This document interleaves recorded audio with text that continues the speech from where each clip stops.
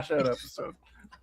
All right, welcome to a brand new Unsourced. We're here with X-Men Origins Jean Grey. Okay, I'm sorry, but like this is spoilers. Yeah. Oh no, Jean. You know what? The real spoiler is how little Spider-Man fucking matters to this movie. You could cut him out. It was weird that they sewed his mouth shut. Yeah, you could cut him out of this movie, and I don't think anything would really change about what the movie is really about or what it's trying to be about, but fucking failing at. I'm sorry, people. Spider-Man, brand new day. Spider-Man, fucking same shit, different day. I'm saying like I'm saying right now. Okay, just because a movie is a little bit prettier than the previous ones doesn't mean it's any better. Because all of the freaking red flags, pitfalls, all the stuff that didn't work about these movies, it still does not work. The action's better. Boo fucking hooray, Let's get started. So who wants to explain what this movie's about? Ooh, okay. Go. I'll take a stab at it. Okay, a few years after a dumb spell made everyone forget who he was, he's back after to he opened Kingdom Hearts. Yeah, he's back to basics, and by back to basics, I mean still using Stark Tech, but it's called Stark Tech. He just somehow has it. He has a whole surveillance state and his own AI, and he's being Spider-Man full time. He's gone into it, and also he's starting to lose himself. Oh no, because of his emotional angst, he's starting to become more arachnid. The arachnid levels on the DNA bar are raising. What's gonna happen to him? His eyes are turning black. And then also there's a freaky villain, red hair telepath. Who could it be? It's Jean Grey. He has to fight an X-Men, and then I don't know. The movie's about not being on your own, I guess, or not giving into loneliness. The movie is about how do we rehabilitate Mr. Temay's Aunt May so that we can pretend that she was a real character or not a sex joke. That's what it's about. Sorry, if you love that speech, you're a fucking sucker. Well, can I just say that I think thematically the movie was trying to be about, obviously like reconciling your identity and sort of not trying to suppress, the side, like the sort of like kind of like the anger, the darker side, like the depressed parts of yourself, kind of like Thunderbolts, which actually accomplished that. But yeah, that was really good in Thunderbolts. Yeah, exactly. I mean, I think here that was the intention, right? And it seems to. Because the main issue is that like this guy is first he's suppressing the Peter Parker side, then he's trying to suppress the spider side of himself, and so the ending of the film is arguably about the reconciliation of those aspects, right? Like it's not healthy to try to suppress like those things. You have to embrace all of who you are. It almost feels like a meta commentary on the Holland Spider-Man himself, because he spends so much time being Spider-Man that he's losing the Peter Parker, but Peter Parker was never defined in these movies. So it's like, and he has nothing to do still. Like he still is like he's all he has in this movie is just I miss my friends, right? Yeah. And I just want to quickly get out of the way here, just so we can have this in the backs of our minds too. Like this is Spider-Man 2 again, right? Yes. And like the difference with Spider-Man 2 is it was the fact that he lost his powers due to insecurity. This is like the inverse, where his powers are super amplified because he has an identity crisis. It's so clearly just copying that beat for beat with inserting Jean Grey, and we'll get into it as we continue. And also, I want to make sure that we all know that fucking human spider bar is from Lilo and Stitch 2. Stitch has a glitch. Yes. I was joking before we got on. This movie's about HRT. This is about Spider-Man managing like his T levels. You're like oh my god, this movie is so dumb. Oh god. But like let's get into it. Okay, so let me mention it's about those kind of things. And as Doug said, Spider-Man, Peter Parker, never been really defined. And guess what? Still not. I mean, nope. He's arguably less defined without the start, because this it feels like they're trying to address the complaints of some of the previous trilogy of like, oh, he was too tied to Stark, so they're like, we're okay, we won't mention Stark, but now he has less defining him in this world than without the Stark connection. Like the big difference, I will say, and this is kind of to the movie's favor, but it's really cynical, is that now Peter Parker has pathos, has baggage behind him, and I will say a little bit more of a personality. There's this gee willikers, I'm a Boy Scout, woo hoo hoo, you know, less of that. But does it make him any more of a character? No, because the movie is still like the last two have been about. Don't worry, we're getting there. Like that's what it's about. At the end of the movie, like Henry's like, should I reach out and like forge new bonds with my friends? And then the movie's like, yeah, I guess I'll try. And this movie is like 2.5 hours fucking long, man. Well, it's also worse than that too, because like the ending of the last one promises like, oh, now all the friends have forgotten him. You know, he's a total unknown to this world, and he's just gonna have to live, right? And then the opening of this movie is just like, all right, now I'm back to being on top of the world as Spider-Man, you know? And it's like, I feel like this is completely the wrong way to start out the film, even. It's like a soft reboot, but like pretty soft rebooted already. Yeah, but then it also goes even deeper than that as an issue, right? Because the core issue is that like Spider-Man is hung up on his friends, right? At no point does he attempt to like do anything in terms of socializing with other people, right? And how more interesting of a film would this have been if it were like, I met a new guy who's like my new best friend, I met a new woman who might be my girlfriend, right? Like I feel like that should have been the central tension of like, do I disrupt there's a moment where he clocks that there's a girl on his floor, and I thought they were about to set up some kind of version of, you know, like their thing of with Peter and the landlord's daughter in the Raimi movies. But like then he just I wasn't sure what the point of that, like that's just him doubling down on self-isolating. Like he sees her and then that cuts to it's very Mormon. It's very Mormon. I must remove all temptation. I can't look at any other woman. He's like cell. Yeah. I was wondering why he asked Christian. to soak. He does kinda, you know, let's be honest. Like your boyfriend is kind of a jerk. Now, just you know, let's cuddle with my full body costume. Don't worry, it's not cheating. What a fucking was her boyfriend given a name? Someone claims that they saw the subtitled version, and they say his name is Paul, like from the comics. I don't believe that for one fucking second. I don't care. I don't think they have any. They probably have as much of idea of who that guy is as MCU MJ is, which is to say nothing. They don't know. I love that character is introduced at that party sequence, right? And he just seems like a normal boyfriend, right? Yeah. And all of the shitty things that we hear about him are just off screen, you know? Like we never see him be shitty to MJ, right? He's just nice to her and concerned for Ned, and then like, oh, don't worry, he's emotionally abusive. Yeah, and I'm like, oh, geez, like if you were maybe making a better movie, then you'd show me that, right? Like what was so interesting about the second one, the Sam Raimi second one, is that JJJJ is like not a bad guy. Yeah, exactly. That makes the movie more interesting, right? But like to have this character who is revealed to be bad, so it's just like, oh, so it's going to be okay for her to leave him eventually. Yeah, it's like a rom-com trope, but that's why. But that's what I hate about rom-com specifically. The ones I like rom-coms a lot. I love rom-com. I'm watching fucking, One Night Only next week, which is going to be a better movie than this. I'm sorry, sex purge people. It's cute that they don't want to fuck. Okay, that's a good premise. Whatever. Commenting on our sexless society. Exactly. Or maybe too much sex, heathens. But no, like that's why I hate about rom-coms. They always make the reason. It happens like in Sleep in Seattle, Wedding Crashers, like a billion fucking more. And like it's so lazy and so cheap.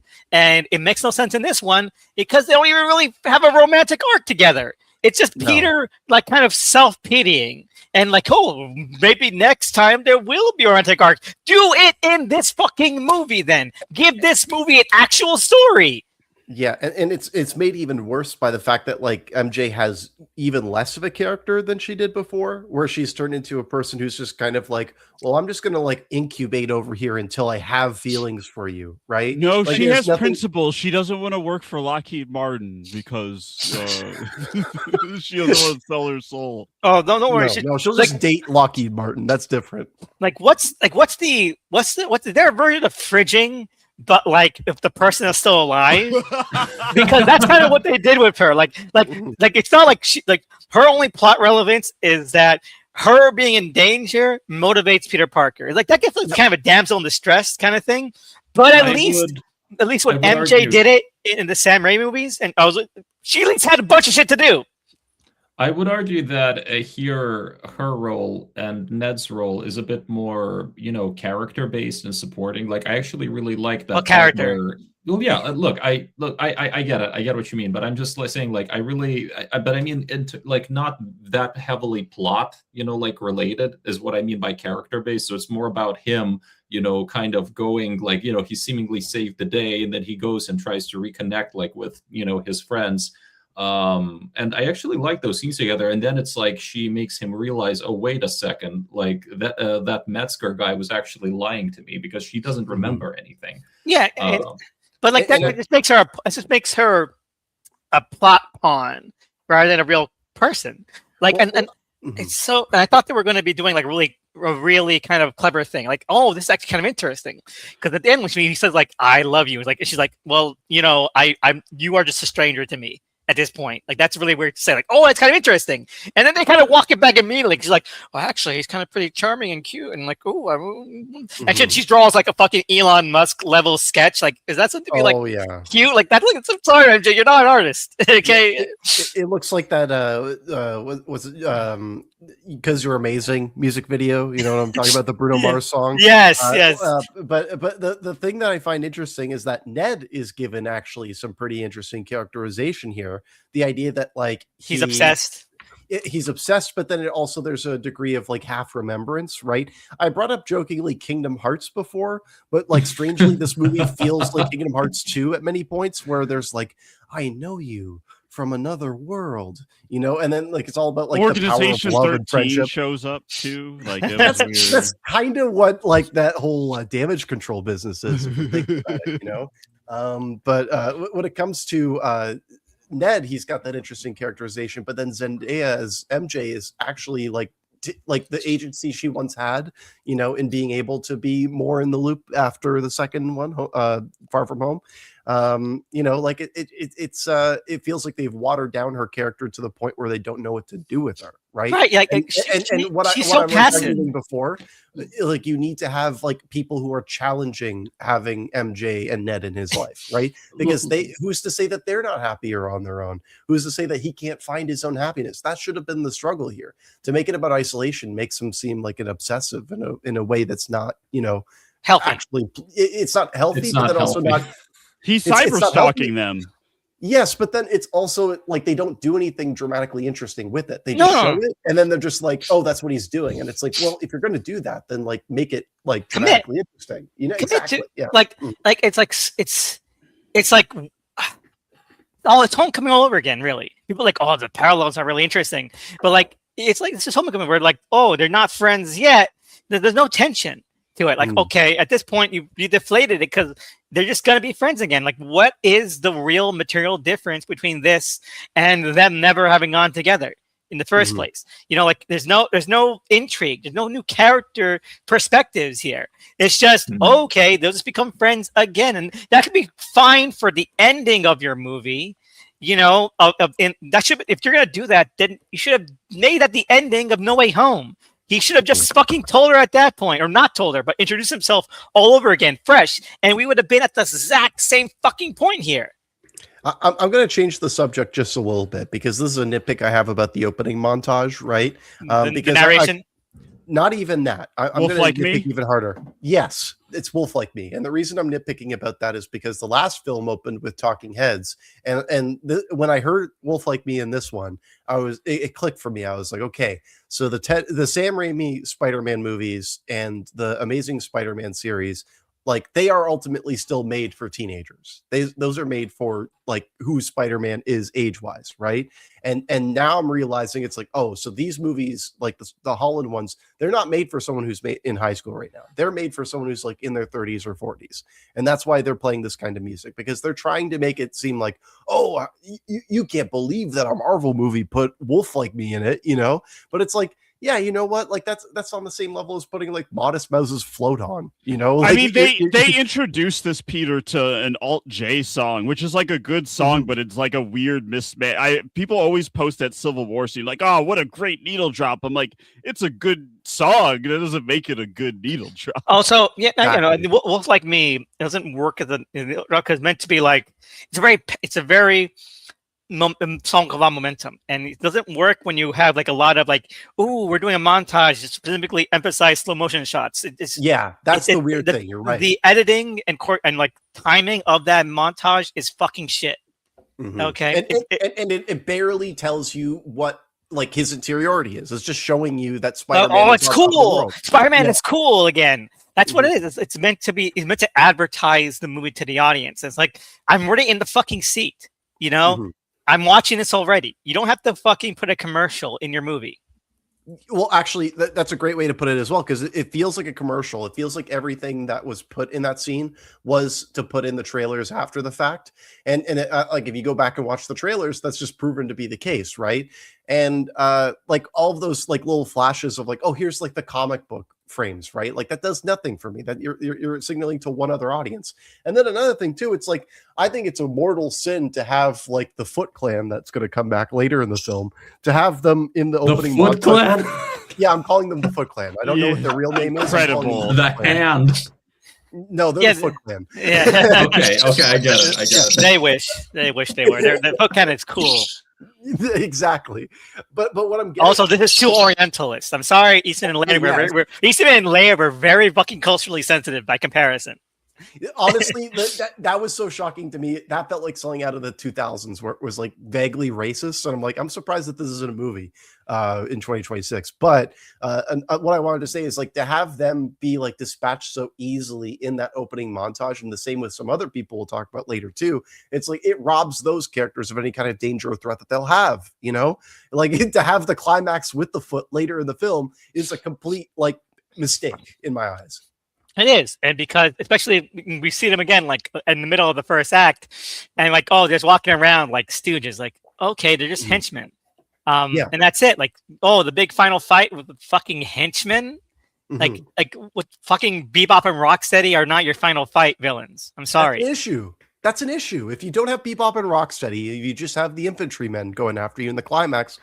Not very exciting, you know. No. You need to have I'm okay with like the actual climax not being a big battle, but then you have to have like a big battle.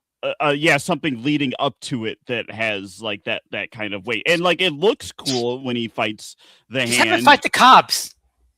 That would be better. I mean, his relationship with New York and the cops kind of makes very little sense in this because it's like so much collateral damage and damage to the city has to have happened during. I mean, we see it happen when he's like chasing the tank, but then like he grazes against like one cop car, and then they're like, "Hey, Spider-Man, you gotta rein it in." I'm sorry, but like they would not have he would have been enemy number uno. You're right. Oh God, okay. So especially this where the actual Daredevil New York, you know, like where the cops are part of a fascist, you know, regime and everything. They are part of a fascist regime. I'm sorry. Well, you see when he gets in that montage, he gets the key of the city, and it's Fisk aid from Born Again. So I think the continuity is supposed to be after Fisk went into exile at the end of season 2 of Born Again. His his top aide, she became mayor, but that also just raises questions of like, where was Peter when there was a fascist takeover of New York? He was clearly fucking behind it as well. He was for it because he's working directly. He was helping the cops round up people. I mean, he is helping the cops round up people. He is. That's both the plot of the fucking movie. That's also the plot of the story behind the montage. He is using this AI surveillance state, fucking everything. He's like fucking NSA level tech to help the cops round up people and put them into a supermax that's in New York. I do have to call it as well. We've got this one new character who's representing the federal state, Liza Kalan Zayas, right? I love this actress. She's on The Bear. She's like one of the surprise Emmys that she from that show that won. And she's I think that she's doing good work in this movie. Now, I'm not just saying that because she's good. She's one of those actors who's straight out of 80s or 90s character actor work. So to just have a normal looking person in a Hollywood movie is just kind of cool, but at the same time, they don't give her anything to do beyond having. I wish she was an actual character because if they're eventually going to do the storyline where she gets killed or something, it won't mean anything. Well, she's the new Aunt May. She's just there to be should say just fucking vague platitudes. And that way, when she dies, like, oh, Peter, with great power comes, comes great surveillance state. But also, let's go into the surveillance state stuff again. Because one, he's like, how many of those people? I'm not saying they deserved it, even though I am a U.S. agent booster. I'm not saying that they deserved it. But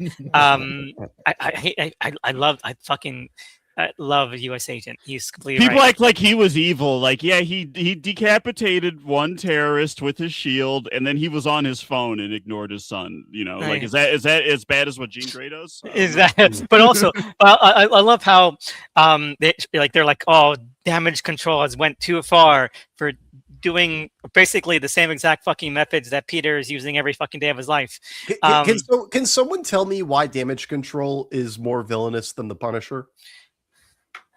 Because they want to control people, like they don't actually want to rehabilitate or whatever. Like it's more like they want to control like superpowers. The Punisher tried to kill an 18-year-old.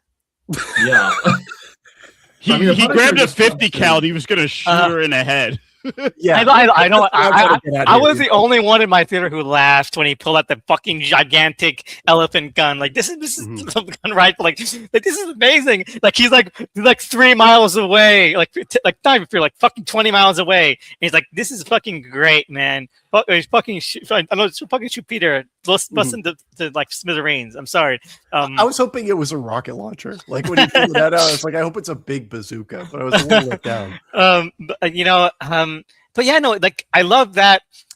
He's the exact same methods. He fucking actively helps them, and at no point is there any self-reflection about it. Like he's like, oh, I guess thankfully we only caught the one bad guy, but who's to say that everybody he ever uses technology with, and he's using it for small scale crimes too. He's using it for every crime, because when he wakes up from one day, one overslept night, he has like a fucking 150 like crime alerts. So he's using it for every fucking crime imaginable. But also, he was to say that they're just torturing mutants. They can be torturing everybody. I think all superpowered people, the fact that they have so much salvage stuff from, like, because it's like, okay, they have Shocker's gauntlet, but what happened to Shocker?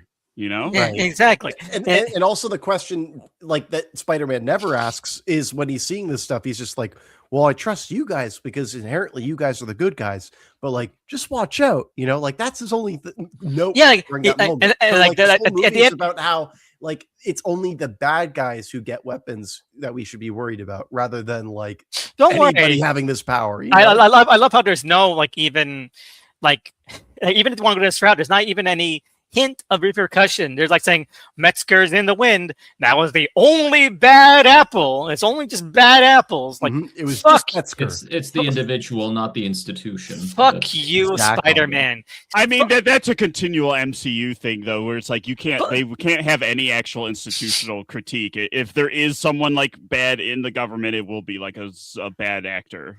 Like this is like, I'm sorry, but this just makes Vulture even more right. Because Vulture was right. It was, yeah. People try to be like, oh, he sold out. He had a nice home in the suburbs. What the fuck? I'm so glad that he kept fucking. Spider-Man stopped him from keeping all of this Avengers tech from falling in the hands of the government. Listen. I disavow Vulture because he's close and personal friends with Dr. Morbius, even after the allegations came out. So we don't know what happened. He's trapped in that universe. He has no choice. Exactly. He's stuck in a rock and a hard place. This is only friends. I think it has something to do with Spider-Man. I have something to do with sex cults. I'm pretty sure he was sent back by Miguel.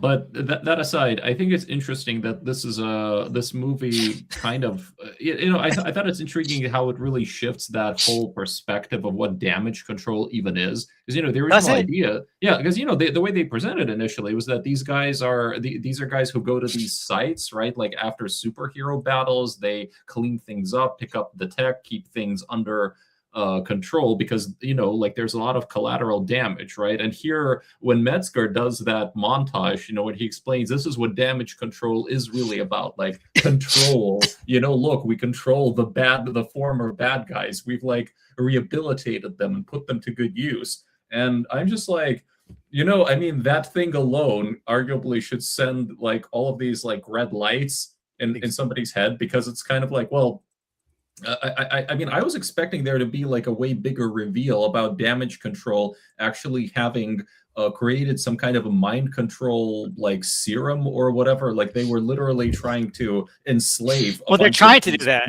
They literally are trying to do that.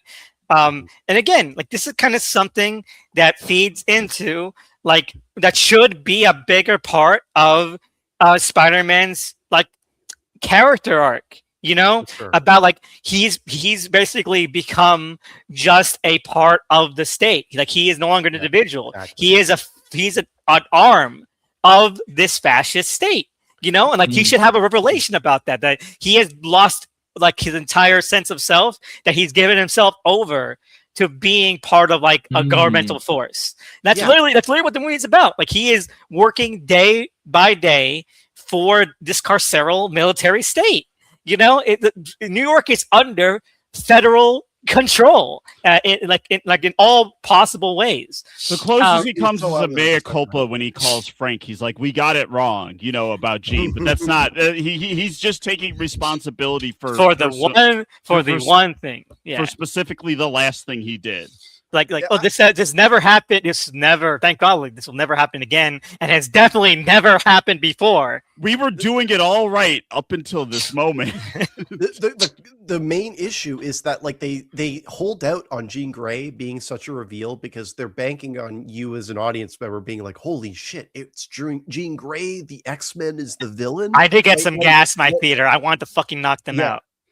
The problem is that they should have revealed that she was more so on Spider-Man's side like halfway through the movie, right? Like they shouldn't have even gone the Punisher route, and they should have had her like But you can't Spider-Man be a bad guy. But you also need to have it so it's like damage control is more apparently a villainous force earlier on. So it's like they save it only for the very end, and the only reason that you would know that they're villainous is because they cast what's his name, Tremel Tillman, right? Like the moment you see Tremel Tillman and he's doing like a classic villainous performance, you're like, yeah, they're going to turn.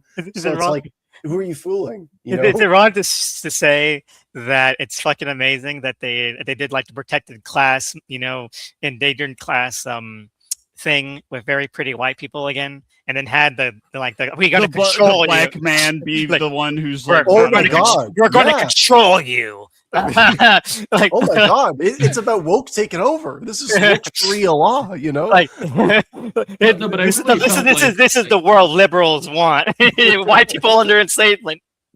I don't know about the metaphors, but like I just thought like it's weird how much like the villainy of damage control seems to be like underplayed. Like I mean, to me, just I'm like, well, wait a minute. Well, are they mind controlling the hand? Is that like why the hand are literal just like puppets or something? I mean, should we see more of that? I mean, are they like doing mind control experiments, on people all the time? Is there a connection between that maybe and what they did presumably to Jean's sister, who like never even reappears on screen? Because I was like getting. They keep all that really vague. He just kind of has a hand wavy comment he says about the hand of like you see danger. I see some kids who needed like a leader or something, but like that doesn't. I'm like, okay, but how did you? Oh, he is the Shredder. This is the Foot Clan. So also like when you say I see kids who needed a leader, oh great, so you've got a bunch of child soldiers. So you groomed them out of it. Yeah, exactly. But isn't Peter a child soldier too? Exactly. Yes, exactly. There should be some kind of connection with that of him. Exactly. That would mean that Peter would have to have a character and a character arc, but we can't have that because he needs to be a blank slate so that he's never at fault and we are always on his side. Actually, and I'm glad that you used the word blank slate, because I was thinking about this as well, where it's like with the other Spider-Man, right? Like with Andrew Garfield and with Tobey Maguire, it's like they have takes on those characters, right? And people always say that they like Tom Holland, but it's like I think that the only reason they like Tom Holland is because he is so like lacking in character that people just project what they believe Spider-Man is onto this character. Exactly. And ignore what is actually happening on screen. You can say because, he's like, comic accurate because he's not doing anything to go against that notion, because Exactly. he's not doing anything. Exactly. You know? He like he is potential, man. Like he can. Don't worry. He's always on the verge of getting good. So we can't judge him now because he's getting there. Wait till the next movie. They're gonna really do it next movie. And so, like again, I'm not sure. Did I mention this? I'm thinking I mentioned. I'm bears repeating. But again, I'm seeing already people saying like, "Oh, don't worry." Like they're gonna tackle the fact that he has this like horrific fascist technology in his mask in the next movie. Don't worry. They're gonna tackle the fact that he created the fucking mutant collars in the next movie. I want to see Magneto learn who made the mutant inhibitor. Like when they get to the X-Men movie. He doesn't even destroy them. He doesn't even destroy the technology. They're fucking like in the damage control wreckage still.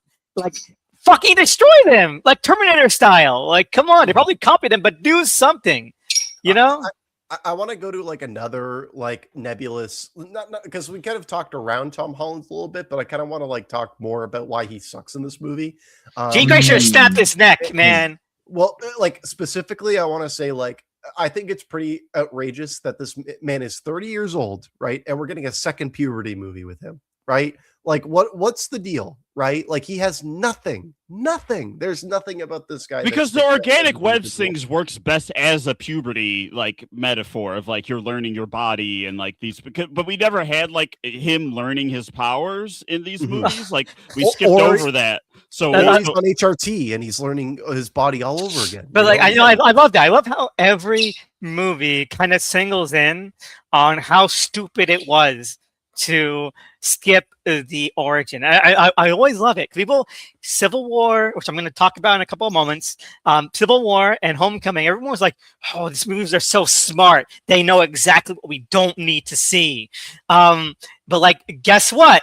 You do need to see it, especially if you're trying to like have things that correlate to it. But even if you don't want to show it, you have to tackle them. I still don't know if this universe has an Uncle Ben. You know, like that's unclear to me. Adam Scott, we saw him. Yeah, I don't know why it's an issue. Until Tom Holland was a fucking like until Adam Scott got decanonized, you know, because Tom Holland was a little bitch. I'm sorry. I know him being best friends with John Bernthal makes a lot of fucking sense, given that Spider-Man's a fucking fed in this movie. I guess you're right. Spider-Man is like Blue Lives Matter, including the ones that torture and waterboard people. He does back the blue in this movie, and honestly, like Punisher, like the fact that he's just like, hey, sometimes you kill people, and you should probably think about not doing that. It's like, don't you go after people who kill people, right? Like, isn't that like your whole deal? The whole last movie was about him being like, I will not kill my villains or the villains of the other Spider-Man characters, and then he's best pals with the guy who I will never kill a villain, but I will take away their agency by putting them a collar on them that will strip them of their identity and who they are. This is humane. This is humane. At that point, like just fucking I honestly I'm telling you, I don't know of a mutant character, hero or villain, that wouldn't want to be killed rather than get a fucking mutant collar put on them. But thank you, Spider-Man, for inventing that shit. Rogue? Okay, okay. You know what I mean. You know what I mean. Beast, you could maybe tempt with it, I guess. So you'd be like, oh, I could be normal. I'm just thinking about Iceman just being like, so have you heard about this thing that Spider-Man made? It's interesting. I did see a tweet about how this movie seems to have forgotten the fact that there was already some kind of universal inhibitor or collar. Aren't they like shock collars? I mean, I don't know, but something that apparently like they They put them in when people were in the raft. They put them on them, but like I thought those were like electric collars, like bomb collars. They didn't really say they were inhibitor collars.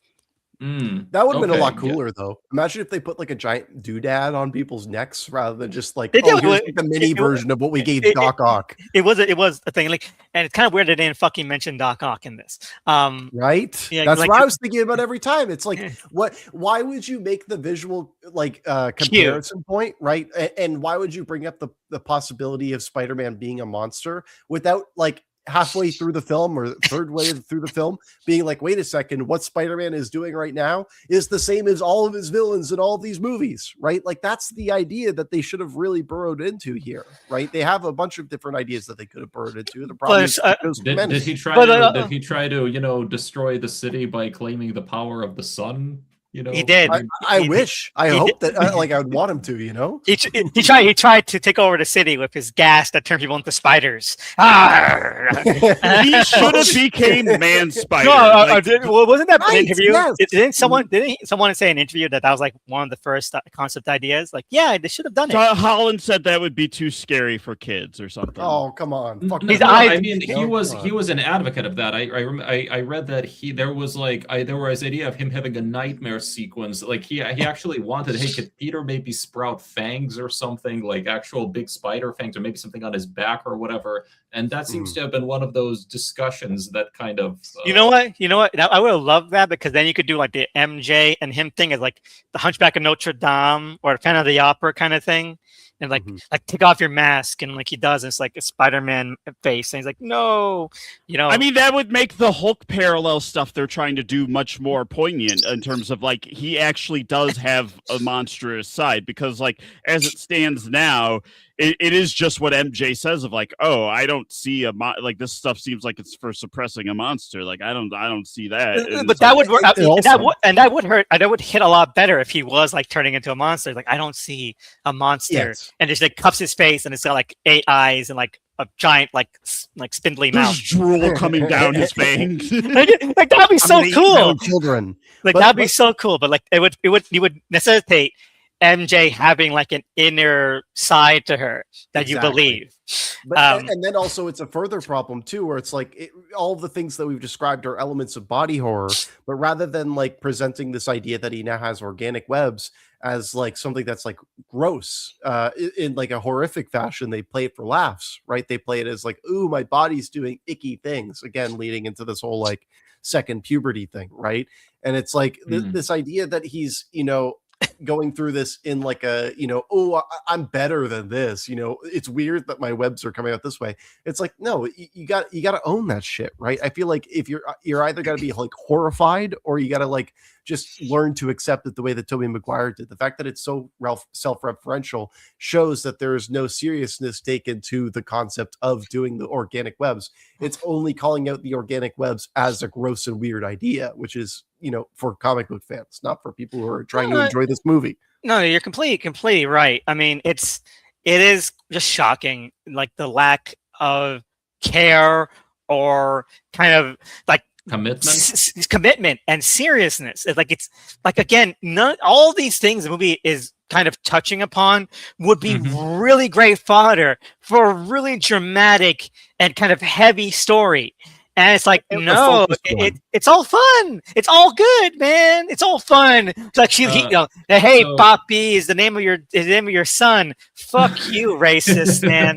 Why is Delmar selling fucking merch? I can tell you one thing. If you consider the fact that Sony or whoever was involved, Sony, Disney, everybody involved was sort of overcorrecting for the Andrew Garfield movies. I mean, I can still see that at play, right? Because I remember, like the Garfield movies really kind of amped up and played up the body horror. I was sometimes amazed to the that cat ate much too much lasagna. I agree. You're right, but like the lizard, right? The lizard had a lot of body horror, genuinely. But even Peter, like the way that they depicted his powers, even Green Goblin, Goblin, that was pretty gross.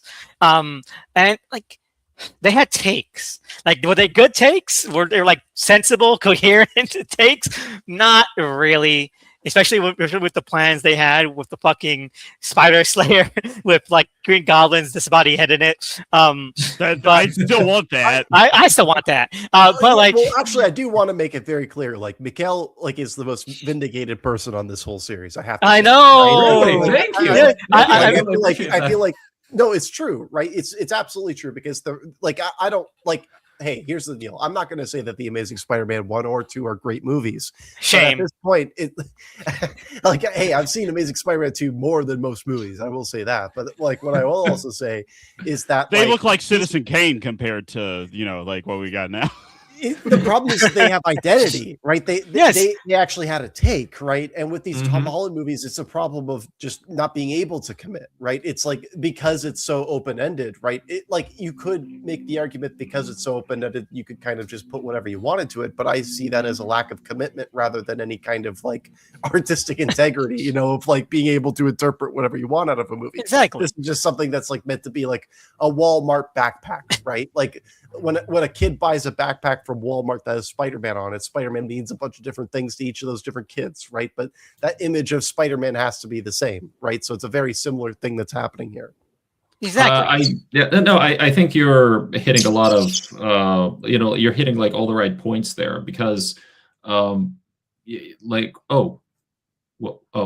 happened? I'm just playing around this to see if it looks better. Yeah, because I think that these movies are really trying to play it safe. I think again, this is just a lot of this is this is the consequence of the backlash that was like to the last like time that Sony really tried to take it like those movies they had their problems script problems like logic problems various tonal maybe, but there was definitely an attempt there was an attempt to commit to certain ideas, right? Like it's a swing and a miss, for example, but it's a swing, right? And yes.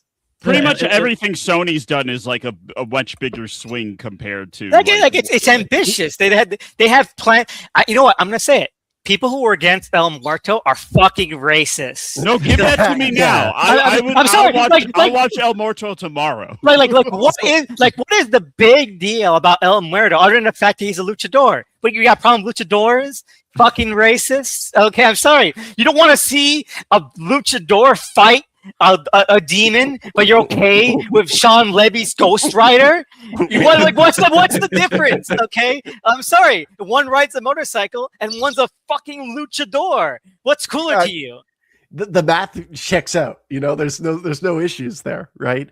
Also, if we want to continue the baseball metaphor, right? Swing and a miss, right? These Marvel MCU movies, they are bunts, right? And like I say bunt because like sure they're making it to the next base, right? But the problem is like when you're watching a baseball game, you don't want to see somebody bunt it, right? You want to see them fucking whack that shit out of the park, right?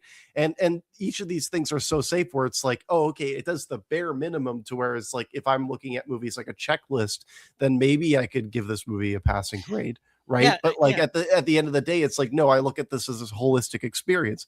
What is the emotional experience this is trying to convey to me? And the emotional conveyance is like way more chaotic than the anxiety it's trying to hold in. Yeah. I mean, you're completely right. Like everything is the safest way they could handle it. But you just know that they're going in these directions because that way they can say we technically did these things. We technically talked about the surveillance state. We technically talked about federal abuse. We technically talked about MJ's agency. We technically talked about Peter's depression. We technically talked about like fucking consent. MJ's a rapist. Peter Parker. Gene is a rapist. Yeah. Oh yes. We technically talked about all these things, but don't worry because they were fucking fine at the end of it. And MJ, she actually really likes Peter deep down. We're just gonna fucking breeze past that. Jean, she is actually a victim of federal torture and waterboarding and all sorts of shit. And that's really a shame. But again, like what the deal with the things we're dealing about, At what point did the Punisher be like, you know what, I'm not gonna take a second shot. I'm sorry. He shoots Peter, like, okay. but fucking there's like a fucking free lane, you know? Yeah, you're already lined up, you know? Like you've got more on your lung meter, you know, in Call of Duty, right? You can hold it on for another shot, you know? If you're gonna deal with these things, deal with them. Not like I guess Punisher and Jean Grey came to an understanding off screen. You need to have actual characters that go through these things, that make these decisions. They'll never be more than cardboard cutouts because of this shit. I've got another big broad point, right? Like this is just more of like a, you know, what grinds my gears, you know, like, and I'm sorry to say, but this also extends to the Amazing Spider-Man movies as well. But like, why are all of these Spider-Man movies obsessed with like showing us the swinging from the perspective of Peter, right? Because like when we watch the Sam Raimi movies, it's like when you watch the swinging in those, it's not so focused on like you're with him. It's focused on like what's the coolest frame that we can capture, right? Like and you're almost a person on the ground seeing the majesty of the swinging. Like we're one of those background actors who points and goes, "It's Spider-Man." It grounds him, right? Yeah. It makes him like a real part of the environment. But then all of the movies since Amazing Spider-Man are taking the approach of like, what if we put a GoPro on Spider-Man's head and you're like on his body? And I'm like, that's not interesting to me. Yeah, show me those frames from the comic books. But at least TASM 1, there was a novelty to it. Like, oh, okay, cool. This is something different. Yeah, and I saw that in 3D, so it was kind of cool. And but like in all the other ones, it just feels like we don't want to model him for right now. You know, we don't need to show his body. We don't want to like render his body. Okay, like it just feels less interesting. I mean, I do think that maybe one of the, if we're considering like the first person POV shots, you know, part of it is, of course, kind of, you know, transferring the experience to the audience. So it's like you feel like you're Spider-Man swinging with him or whatever. I will say, just on the subject of swinging, I did like the way they filmed like some of these swinging scenes. Oh, it's much better. Movie. It's much better. You know, again, you know, let's just say it. There's visual improvements in this. Yeah. Better swinging. The fight's a little more interesting. I think it's lit better. Come on, it's overall lit better. Yeah, it's like lit. I'd say no. I'd say the way that this film is shot in terms of a gapping, it's still really flat. It's still very flat. But there's contrast. You know, there's some contrast. There's some attempts to actually have shadow in it. Come on. Attempts is one thing, and I agree. But is it like really executed well? I'm sorry. I just saw Madam Web a week ago, and it's sorry, but like. How Madam Web can do it? Your 2.5 hour long, $300 million fucking movie. I don't know what the fucking budget is, but it's gonna make $2 billion anyway. So it could have had any budget in the world. I thought this was actually like a lower budget than at least like the last one, right? Like I'll find it out. I'll find it out. Probably just because the last one was made during COVID, so that would up the production. But yeah, but it could have any budget because. Oh, okay. You guys are all wrong. It's $225 million. I was closest without going over. Hooray for me. I went over, but you know, I was closest. You know, but also like my issue with the visual language in this film is that like the colors don't really pop. Like it's a lot of like blacks and whites in this movie, and then like shades of like that's my issue, right? I would say Amazing Spider-Man 2 has more color and more. Yeah, absolutely. Spider-Man 2 looks like fucking watercolor compared to this. Is great. Listen, I can tell you one thing from I would say the majority. I mean, if we're talking about like the Marvel house style. There is a sense that like a lot of the MCU movies really don't want the colors to pop, and at least until you get to certain like specific sequences, right? Like or scenes or given, or you go to a planet. Well, maybe. That's so that it's easier, so that they can reshuffle things around and reshoot things and not have to worry about like that way they can just plug and play things that they reshot the week before.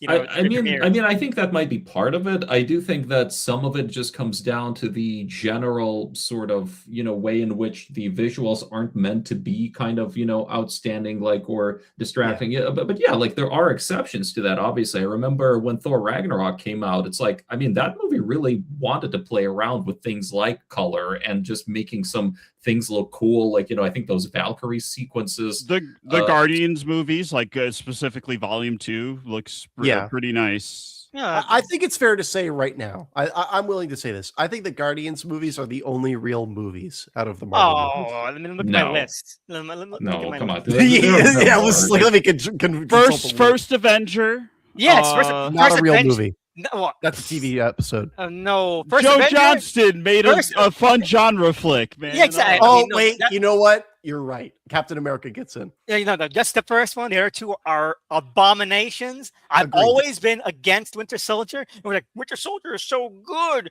It's like so serious and like 3 political. Nights of the Condor. Yeah, it's 3 Days of the Condor. Rob Redford's in it. Like, oh my God, what a disgrace that movie is. And then people are glazing it right now. You're like, oh, this is the best one since Winter Soldier because Winter Soldier knew how to build out the world. Did it? Did it really? Do you really think that?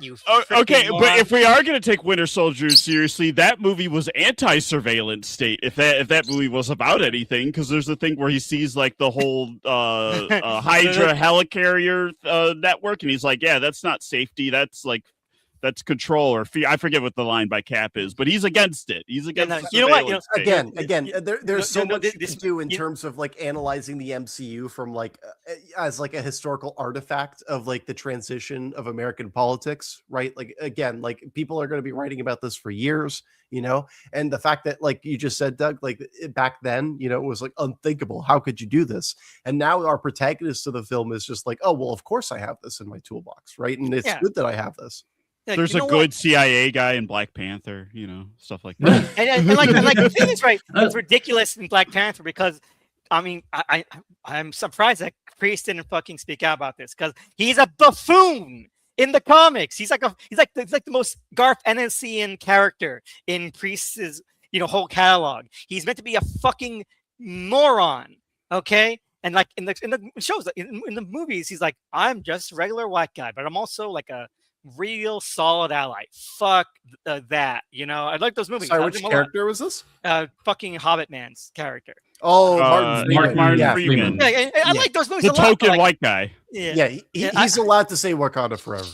And like I like those movies, but like the thought process had to have been that we can't have this Black Panther movie and have the one white guy be a moron.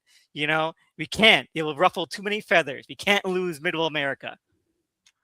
Probably. I mean, I personally have a lot of other thoughts on that. I mean, it was more, to me, it's interesting how that was a movie. Look, a lot of comic book films tend to have very internally contradictory politics. Like, it's very hard to find any superhero movie at all that would ever actually take a legitimate stand and not do anything to undermine that. So Black Panther is the type of movie that wants to, on the one hand, say, well, yes, like our government has a history of like overthrowing other governments and supporting like extremist groups and all of these secret coups to keep our power going. Oh, but also, we do have good people and good like intentions with like the CIA and everything. And maybe they were right to do that because the black extremist just wants to kill everybody. So he's pretty evil. We got to do something about it. I mean, hegemony, right? Like that's like the thing. The guy takes over. Look, I personally don't agree with the perspective that like Killmonger was right or whatever, because that literally part of the idea there is that he was more right than wrong. I don't know. Because he's taking literally the worst ideas. What did he really do that was wrong? He wanted to arm black people with advanced sci-fi weapons. No, not just black people. He wanted to cause like a world overthrowing of governments like worldwide using the exact same All right. That is inherently wrong. But is it though? Given that New York is like a police state now. I'm sorry. Killmonger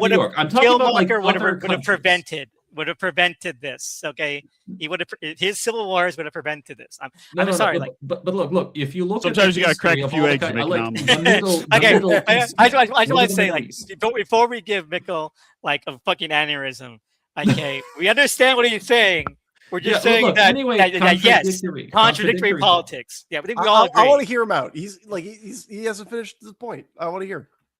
No, I'm saying, okay, part of the idea of Black Panther is that it is wrong to do that stuff, because it is wrong, like, like to basically covertly like give like to give like the resources and means to groups in other countries to overthrow it. I mean, that's exactly what's been happening in the Middle East, like for like almost like 30 years now. Okay, like when you have like like the US like sponsors somebody, it's like there's like a coup, and then it's like you end up with like mass terrorism, like, and like for like a decade, until like finally there's some natural change happens in the government. Now, right, but at the same time, like they're trying to say, okay, but wait, we have a good CIA agent, right? So maybe the agency isn't like all that bad.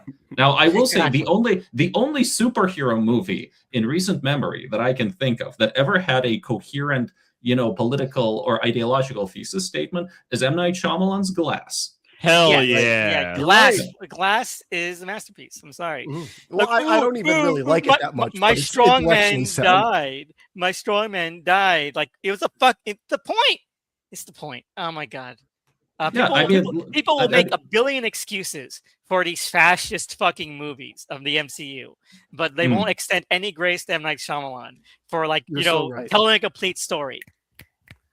Extend that same kind of pathos to The Happening. That's what I'm saying. I watched the drama today, and it's a great movie. I just want to say that because I want everyone to understand that Zendaya is a good actress. Zendaya is a great actress. Yes, she is. They don't give her anything though, especially since they revealed that the Challengers writer apparently did rewrites on this. I'm like, well, then why didn't you give your girl Zendaya some shit? You know what? I bet if they did anything, I 100% think that they made her even more passive in the original script before those rewrites, because that's the only thing I can think of. I wanted to say, I think it would have been really, really funny, distracting but really funny if the boyfriend were played by Robert Pattinson. Now, that would be great. But also, I was going to say, like, when she invited Ned up, like, wouldn't it have been great if she forced them to make out in front of her, and then like Trent Reznor music came on. There was a Jean Grey would have done that. Jean Grey would have done that. And then we saw the camera perspective of a web ball going back and forth. There was an amazing meme when Far From Home came out. Like, somebody put the Challengers footage into that final video that like Peter sees before he freaks out. So instead of his identity revealed, it's like he sees like Zendaya with the two guys. I do also have to say, I thought that Zendaya was going to be with Ned in this movie. That was the impression I got. I thought that was going to be like the twist. Yeah, but you know what? Yeah. Because I'm glad they didn't. I am sad that, I'm glad that Jacob Batalon was in the movie as much as he was, because you know what? I'm going to say the same thing I said last time about these movies. They're all charming. They're still charming. These are charming cast. And the three of them have chemistry. Holland, Zendaya, and Batalon. Like I think audiences do invest. Like, it's not just the Spider-Man of it all what people show up for. I think they are invested in that specific trio. Exactly. And people are like, I'm so glad that there was less Ned. Like, I would honestly be sad, because without these people who are like their energy, and you said chemistry, what do these movies have? Honestly, charm. I don't want to. Well, they are the charm. They are the charm. Yeah. I have to say, I think that it's really Ned who's bringing most of the charm in these movies. Give him his Hobgoblin movie. Honestly, I think that he not even outside of that. Why isn't he leading more movies? Right? He's the CEO of sex. I feel like he's got that kind of charisma and star power, and that he certainly sells that, right? Where it's people want him to be leading movies, and I certainly agree with that. He was Sancho Panza in the better Don Quixote movie. Whoa! I didn't know that he was in a Don Quixote. Yeah, he was in like a knockoff of like the man who killed Don Quixote. He was like made to cash in. The true Don Quixote. I never heard of this. That's hilarious. It's basically like a straight adaptation of the book. With Tim Blake Nelson? Fuck! It's not bad. It's really low budget, and it's a straight adaptation. Like, what if Don Quixote happened in the modern day? Oh, that's a good idea. He's like a library mobile library kind of car worker, and he like reads all the books in his library van and becomes crazy. Like that's like from the book, you know. It's like he reads all these books, and he's like Sancho Panza, and it's like it's fun, it's breezy. Ned and the leader team up in a movie, and like it's like I you know. I just put him in more stuff because he's not getting any fucking shit done with this movie. And Sony, please, you're gonna make $2 billion from this film, including fucking merch. Make the Hobgoblin movie.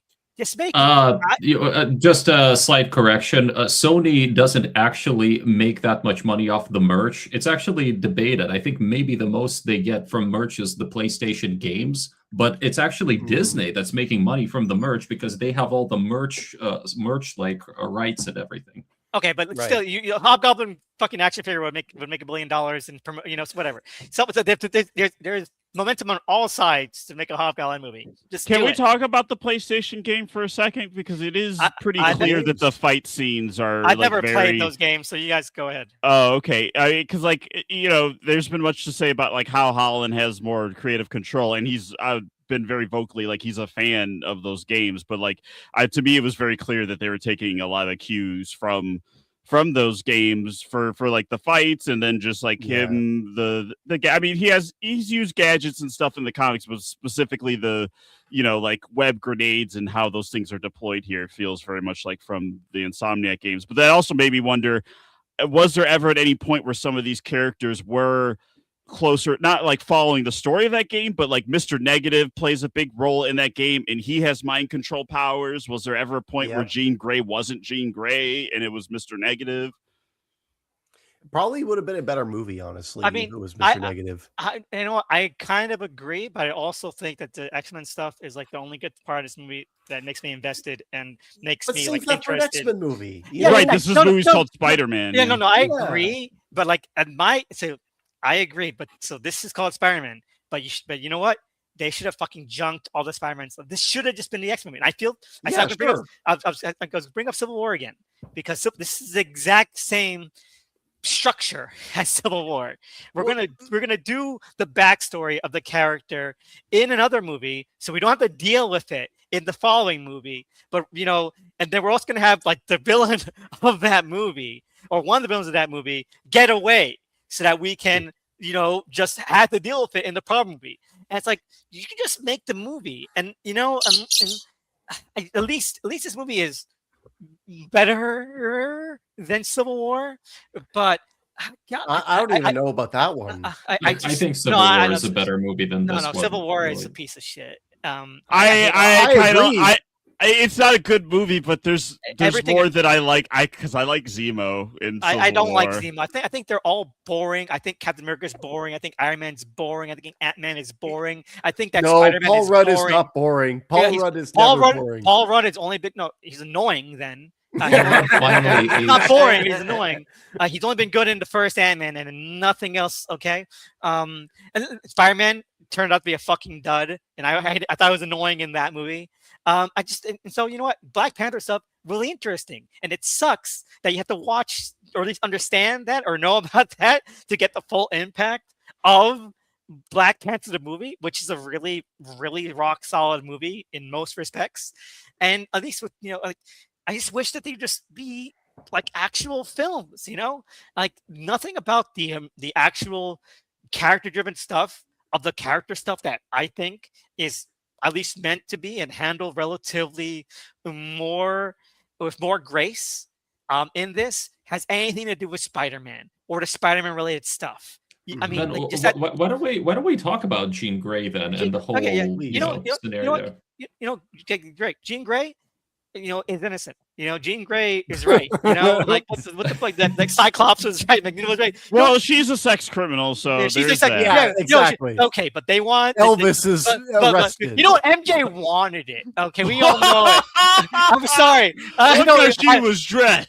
No, I mean, like, because at the end of the movie, she's like, she's like clearly signing up Peter. She's, whatever. I didn't mean it that way. Don't cancel me. Okay, No, the movie is communicating something with like, oh, are there latent memory? I wasn't sure what the implication there with those like final shots were of her. I was like, did the like genes like radius affect the spell effect on memory or so? I don't know. Like, No, the final thing is all about like she was keeping him alive, right? And then like the final shot that we see of her is like, oh, she stopped doing that because he was well enough to continue. You know, that was what the way I took that. No, I got that, but I meant in terms. Thing. Ned, and then also there's a shot of Zendaya like kind of looking like she's thinking about Peter. That she thinks. Oh yeah, well, it's very strange. It's very strange. She's how clearly the end of the it's very strange that the end of this movie is on Ned and Peter and not on MJ and Peter. Right? They gotta save that for the real movie. That's gonna happen. I actually like that final that choice for the final, but to be them like reconnecting. Like, I mean, that kind of tells it's you a nice lot. Moment. It is a nice moment. It's a nice moment, but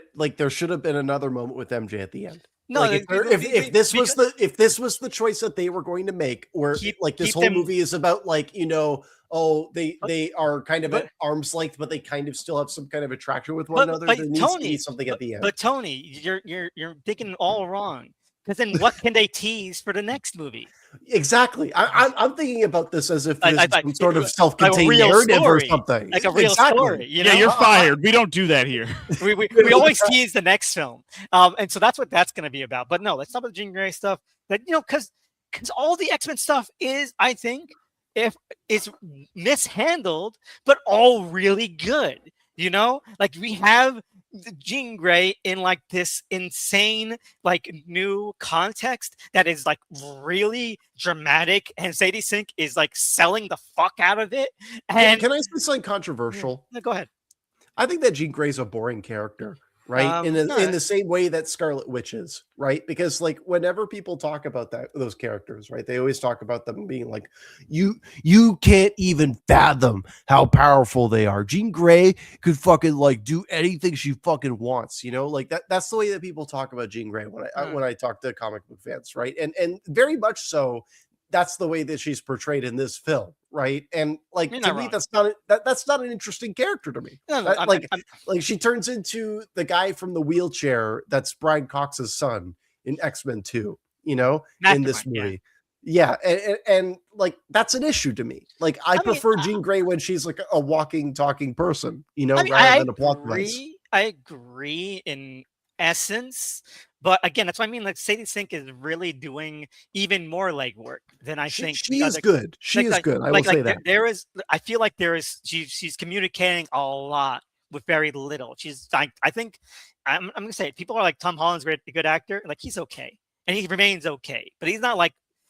I don't think he's good. I don't think that Tom Holland is good. I didn't think he was good in the Odyssey. No, he's not. I think he's okay. I think he's okay. What Lost City is guys, he's a movie star. Okay, you don't have to be necessarily a great actor to be a movie star. It's more about like you capture the audience, you hold the audience. You're like likable. You're likable to the audience, and it's like they're with you just because of that. You know, like I mean, I find that a lot of people who started out as movie stars, you know, they become better actors over time. You know, he's been acting for like 20 years now, man. It's never gonna happen. You know, but I don't think like Keanu Reeves became like a really good actor until into his like 40s. Honestly, talking about Jem Onik is fucking amazing. I will hear no more slander. I will say that like Keanu Reeves, because Keanu Reeves is a great comparison point in this, where it's like Keanu Reeves only has like a very specific. Why does it always circle back to Keanu, man? Well, like honestly, I'm not one of those like epic bacon Reddit like people when it comes to Keanu Reeves. I think about like my own Private Idaho, you know, like I'm thinking about like, you know, fucking Francis Ford Coppola's Dracula. Hell yeah, that's a performance, right? Everyone sucks in that movie, I think. Yeah, exactly. You're right. Like that's not even a great movie, I would say. But I disagree, Bram Stoker's Dracula. There's some good things about it. It's one of the worst Dracula movies I've ever seen in my life. Oh, Nosferatu is the best Dracula movie, but it's not the greatest. You're talking about F.W. Murnau's, right? No. It's I'm gonna say Edgar's Nosferatu is the best Dracula movie, but it's not the best Nosferatu movie. Whoa, okay, hold on, and you haven't even seen Larry Fessenden's Habit yet, so oh my can't God, how trust many? your opinion. You know what? Is that like literally a Nosferatu movie or Dracula It is a Nosferatu movie. I'm gonna have to watch it then, because I need to pound these out. I'm not even gonna I'm not gonna spoil it for you too much, but the opening shot of the movie is the vampire coming in by boat. Fuck yeah. Where does the Herzog Nosferatu rank? Second. It's a great movie. We should do a podcast one day about like 5 really good or really different Dracula films. You know, like Yes. I would love to personally discuss Dracula. With the one with Luke Evans, Dracula. No, Dracula Begins or something. What was it called? Dracula Untold. I never saw that one. Yes. It's okay. It's okay. Voyage of the Demeter. We got to cover that one. Dracula on a boat. I like it. Yeah, I know. Yeah, I like it, but I wish he wasn't. hate I wish he wasn't a monster the entire time. That's so fucking lame to me. Doesn't that movie also have Dr. Dre in it? Am I mistaken? No. I like that you keep Oh my God! I was saying no. I realize you mean Corey Hawkins. Yeah, he's Dr. Dre. Fuck you. All right, but like, and also, Doug and I recorded a podcast yesterday about the Odyssey, and I just referred to him as Dr. Dre. I just did not use his real name. They should have made him the Bard. Anyway. Yes, you're right. So, but back on topic. Death to all flat scans, because muties are, they're the superior race. They're homo superior, and I think that we should probably not call them muties then. No, it's isn't that a slur? It's a term of endearment. Okay, I'm an ally. They can use that word. We can't. I'm using it as the hard S. Okay. Anyway, but no. I didn't. So I think that she is like capturing such a range of physicality, expression that just kind of elevates all of that. Like, I am invested in Jean Grey from the get-go. Like, she is just a magnetic presence. I think she's like outclassing everybody in this movie by like a town mile. Honestly, I don't know if I agree. Really? Like, I feel like like her whole thing, right? I feel like I've seen this a million times in superhero movies where it's like, oh no, you've got the person who's coming after you and they're pretty villainous, they got this power, but deep down that like somebody who's been introduced earlier is really the villain, right? So of these things feel like shoes to drop. No, it's semantics, but it's also the structure of the story. I don't know, but that's an issue of the story. I'm talking about like Jean Grey as like an actual presence in the film, which I think is really good. Okay. So if we're looking at her as just a presence in the film, I think that Sadie Sink is doing a good performance, but I think that the writing is letting her down. Oh yeah, no, the writing is definitely letting her down. I feel like again, my main take on this is that if these elements were in a focused X movie, they would have a lot more time to breathe and be coherent. And so like my main point to pick is that people are always saying that, like I've said it before, I've repeated this a bit here, is that like this is a Spider-Man movie being dragged down by MCU elements, and I'm like, no, it's not, because Spider-Man elements have always been crap. So this is an X-Men movie that's being dragged down by those elements, because one, you have Jean Grey, you have a full origin, you have like a character arc of sorts that intertwines with her thematically and emotionally, and you have the creation of the mutant collar, basically. That's a vital part of this narrative as well. You have Damage Control basically stepping in for like, the federal, mutant squads, basically. Like, you have all this stuff. You have her being tortured. You have the humans trying to fucking, experiment on mutants. Like, you have all this stuff, and you have like a big speech about like inside the mind about like, you'll never be alone and you'll find you're your family now. All this shit are perfect elements that would dovetail into a really well structured and meaningful X movie. Except we have to shove in fucking Spider-Man and the Hulk. Like if Xavier was having that conversation with her in her mind or something. Like if instead of Spider-Man, it was Cyclops and Professor X and whoever trying to rescue Jean Grey. They don't know her yet, but they're trying to rescue her, and to like, basically all of this. And so at the end, where it's like, you have me and it's Cyclops, and then they kiss. I'm like, yes, it's me, Cooper Hoffman. Exactly. Dark Phoenix kind of did a lot of that. Yeah, exactly. But this would be like kind of Dark Phoenix, but a little better, But like reverse Dark Phoenix, I guess. So all of this X-Men stuff is valid, sure, right? But like the real question, right, is like, why is it here? Right. And the reason is because No, hold on. So the reason is that, as we've always said on the last Tom Holland ones, these are MCU refreshers, right? And what this one is refreshing you on is being like, hey, remember Deadpool and Wolverine? We own X-Men now, right? And this is being like, hey, look at the possibilities of what we can do with the X-Men property, right? Where it's like we could just put an X-Men in whatever movie we want, right?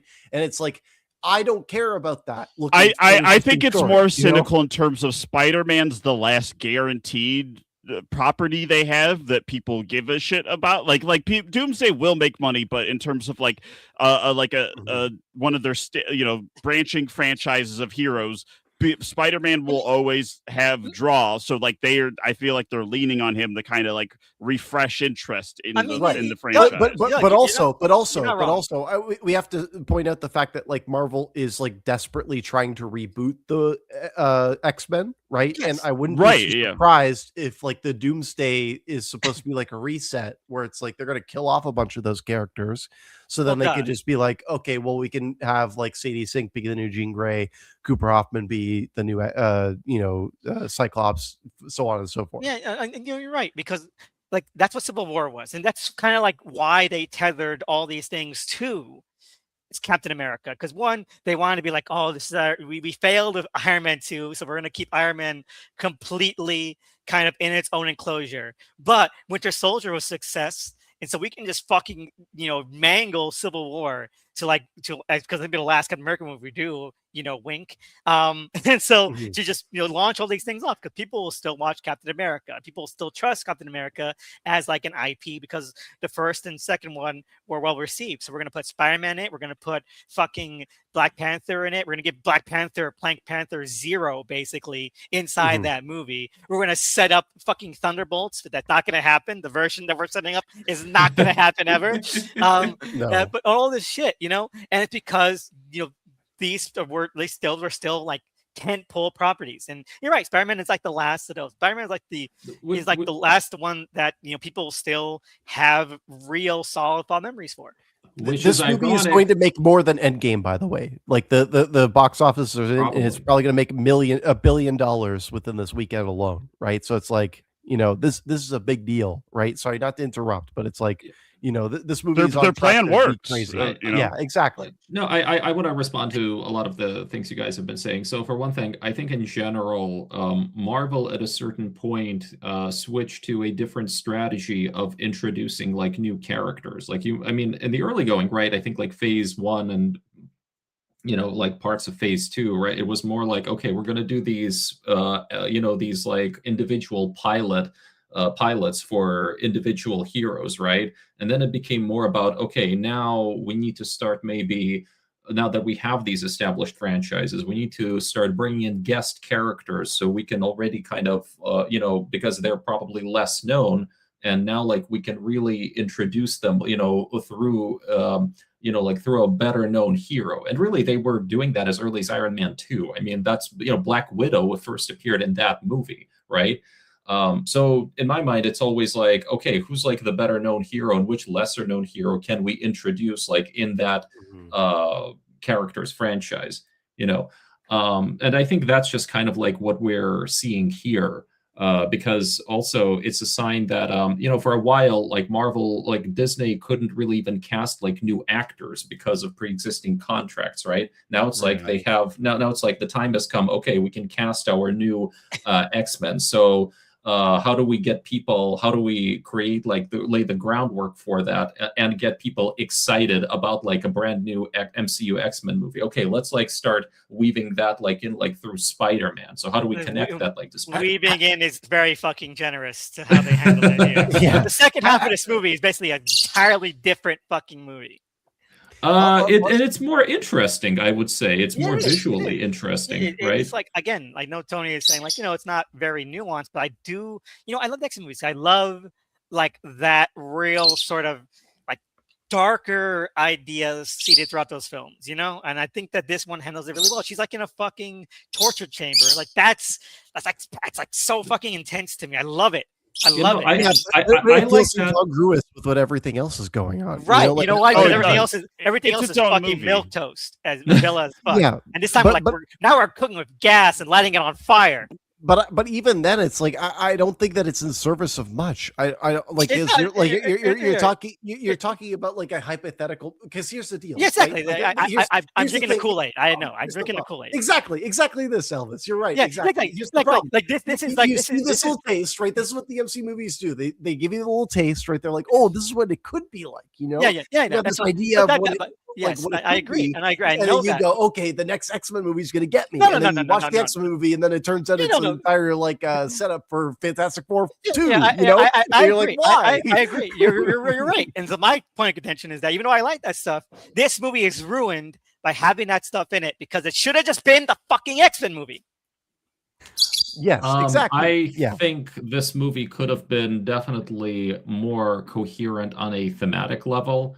Because like I think it's weird how it tries to deal with like different themes, but it doesn't really, I think, like pull them together. For example, like with Jean Grey, arguably, there's this point, right, like where she's taken by damage control. They're trying to take away they're trying to control her, quite literally, right? There's this idea of them taking away people's agency. But I don't think anybody at any point kind of points out the fact that Jean has been taking away people's agency throughout like the entire movie. Like there's no emotional or thematic reckoning like with that fact. Exactly.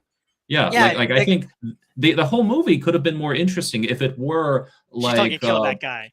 Well, not just that, but like I mean, She's trying to kill multiple people. Yeah, Also, but I think if the whole movie were about that notion of losing your agency, losing your control, being controlled by someone else or by forces larger than Or by you, yourself. right? Losing control of yourself. Like Also- we're fucking strict doctoring this movie again. All the movies. No, but also like Mikhail's bringing up a great point. Yes. Because like the main issue I was having was like every time Jean Grey was inhabiting these people's bodies, you would get like a shot, where they'd wake up and they'd be like, Spider-Man, what's going on? Why my ribs and that broken? was that, right? and you know what? Which character was done the dirtiest by this? Motherfucking Scorpion, right? He like fucking almost kills him. He almost kills Scorpion. Scorpion wakes up, and then that's the last time we see him, right? And here's the deal, right? Scorpion should have been the main villain of this movie. Mike Mando sucks. No. I like Michael Mando. Come on. Wait, Better Call Saul? Yeah. Okay, I'm not gonna judge him on other things that have no relevance. But I'm Okay. hold on. What else is? I don't know what the whole story is. Is there something else with this guy? I don't know. No. I mean, No. I Like think he's been good boring. at other stuff. I think he's boring in these movies. He was boring in Homecoming. I don't see the hype in this. But all I'm saying with Scorpion, right, is that like what they could have done is exactly to Mikhail's point. Imagine how interesting it would have been if he turned to Spider-Man's side at some point, right? And then it was about him trying to be like, okay, well, Jean Grey was in my mind as well, and I want to be able to have some kind of autonomy over that myself. And you would have no reason to have the Punisher in this movie, Or just have it right? do what happened to the Punisher That early makes on. a lot of sense. And also, law of conservation of detail and narrative economy. Like, I mean, yeah, you could totally give Michael Mando a way bigger role in the movie by having him, go from from villain to victim, and somebody who maybe is like, what the hell? This is like wrong. Oh, and then she realizes that I become like them. Exactly. Yeah. Right. It's so much more tidy if you do it that way, and you would also put him in the same position as Zendaya in this movie as well, right? Oh, you know what? So it's like, and you know what? it's clean. It's you know what? It kind of reminds me of how clean. Again, I hate Civil War, but the Black Panther stuff in that is really strong. And Black Panther, he does realize he has a whole complete circular arc about the cycle of violence, which he does carry forward into the next, to his own proper film, which is why I fucking hate that movie, because that should have just been part of the fucking movie. But Jean, I love her. I think she's completely correct about everything. Doesn't have that same grace. She doesn't. She just learns to love yourself, but like she doesn't really like learn any other fucking lesson, No, I'm not sure. Yeah, really there's what nothing she learned. about. Oh, sorry. No, I'm just saying I'm not really sure like what she learned. I mean, I kind of get like that somehow. to love yourself, Mikhail. My God. I don't know. I mean, I guess maybe because of the It's like a puberty Barney. metaphor. It's a Barney moral.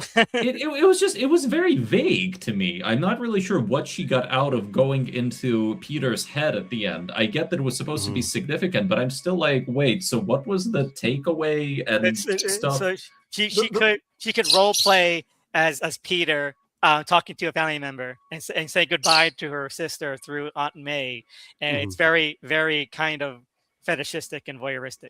It's them doing a lesser version of the Thunderbolts ending, where there's like some kind of emotional, like they basically hug it out inside of metaphysical space. Well, also, just to pinpoint it specifically too, just building off of that, right? Like I feel as though this is supposed to be like, well, yeah, sure, Jean Grey had her sister, right? But we never see any kind of parental, influence, right? And for her to have like a mother who validates her at the end of this movie, who's just like, no matter what, I love you.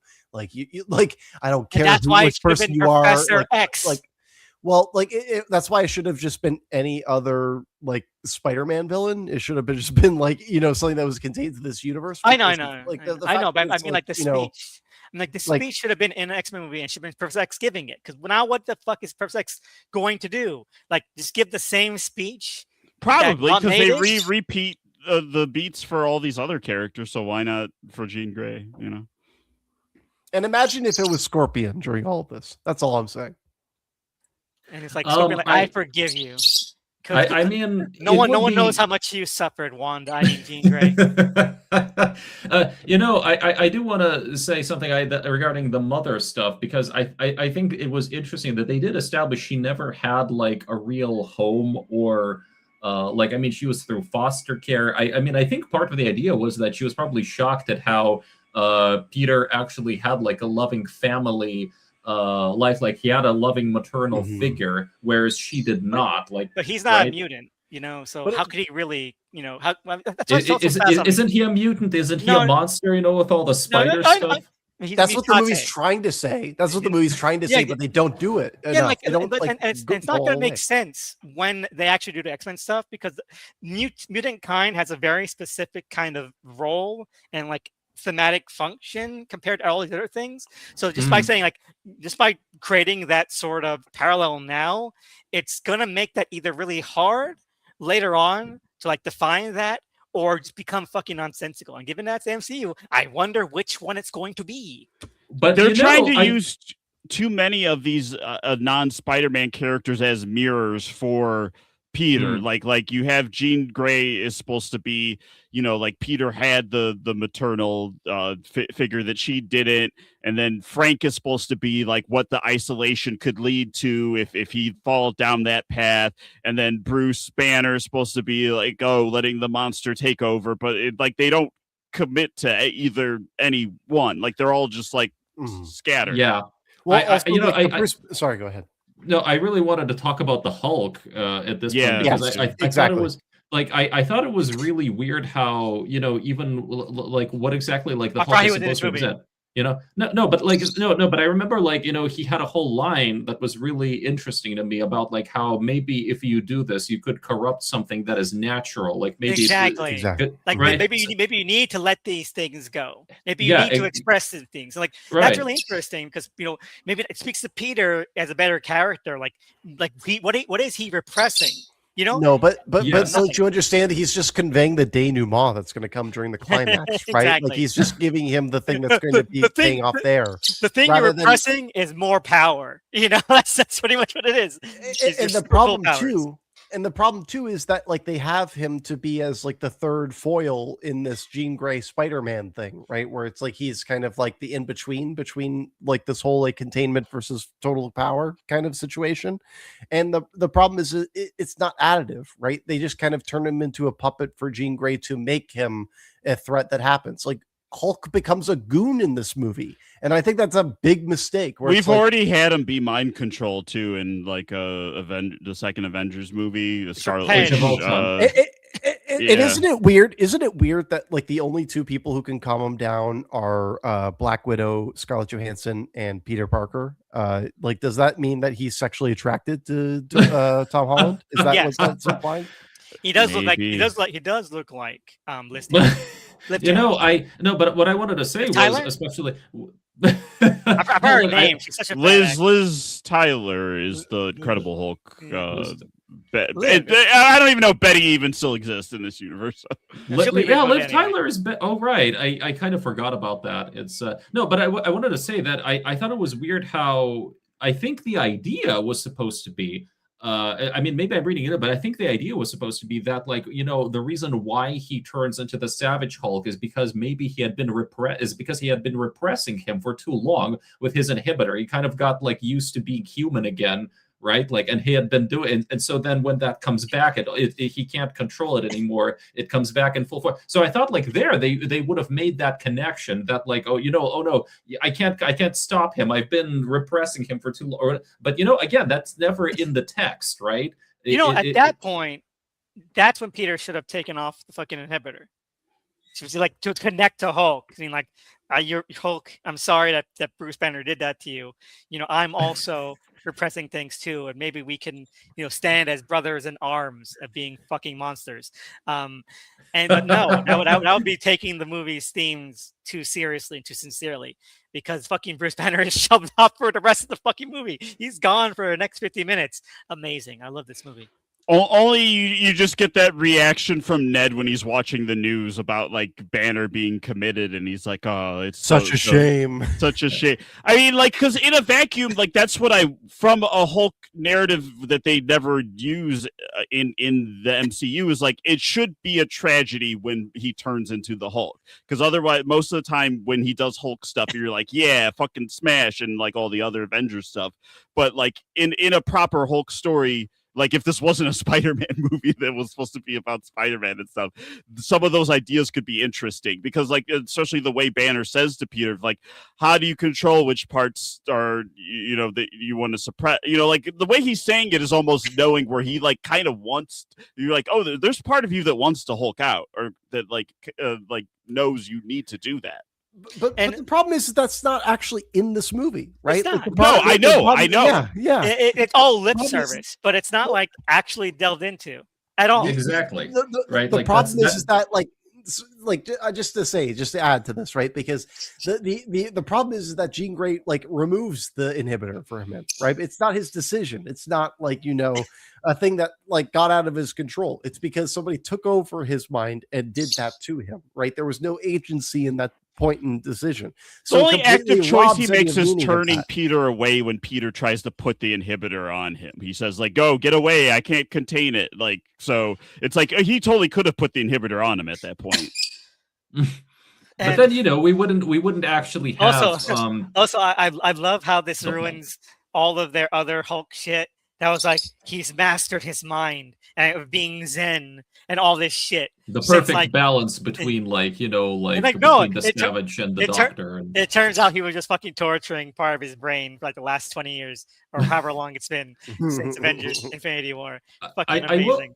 I will say, though, I did enjoy seeing an actual on-screen Hulk transformation because they've mostly made him transform off-screen, right? Like, you know, even I think when they did the first... but really, like, finally to see that, like, actual, like, turning, like, slow, you know, like, bulging and everything, and the camera doesn't cut away or anything. I mean, even in Captain America Brave New World, which, by the way, I am somewhat of a defender of, you know, I was kind of like put off by the fact that like hey, you don't see Harrison Ford like literally turn into the Hulk. It's like he's hidden by the podium. He's got Parkinson's.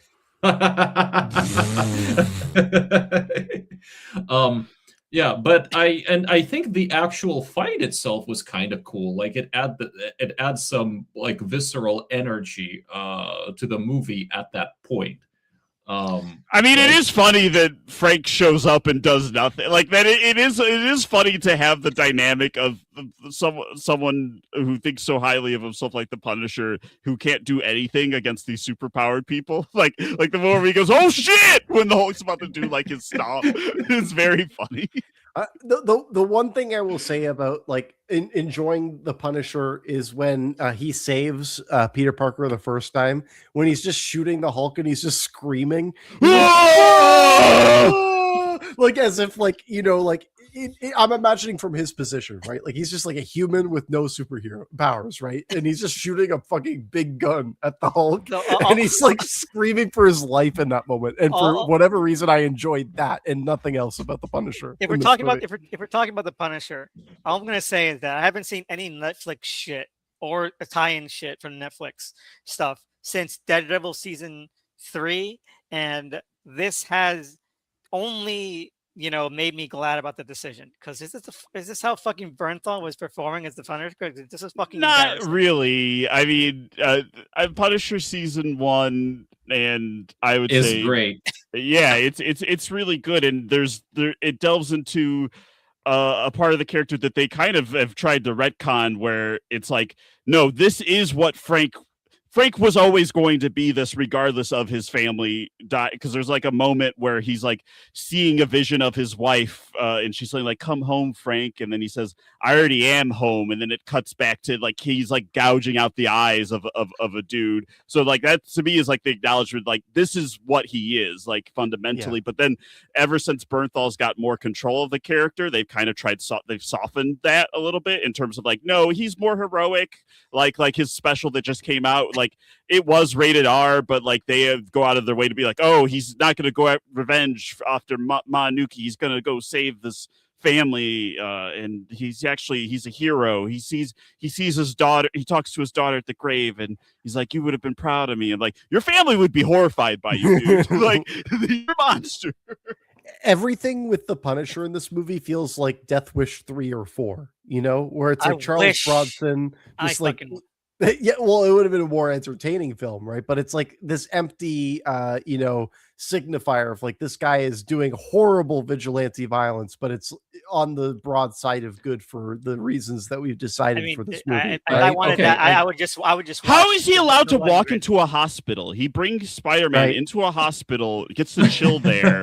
Like the cops, is he not the most wanted person in New York? You know why? Because New York is a dystopian hellhole in these fucking movies. Also, you know what? Presidential pardon, whatever. The mayor, doesn't care. Like Trump pardoned him. He was at January.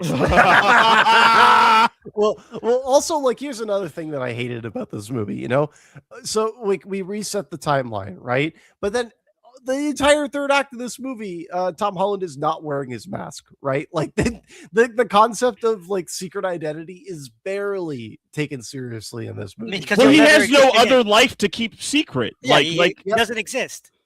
Mm-hmm. Exactly. That's why he immediately reveals to MJ that he's Peter Parker without her even knowing who Peter Parker is, right? Like that's. But this is crazy. Will Peter Parker never exist again? Like, will he? Like, what's really the end game here? Is he going to like live his entire life as a person who doesn't exist?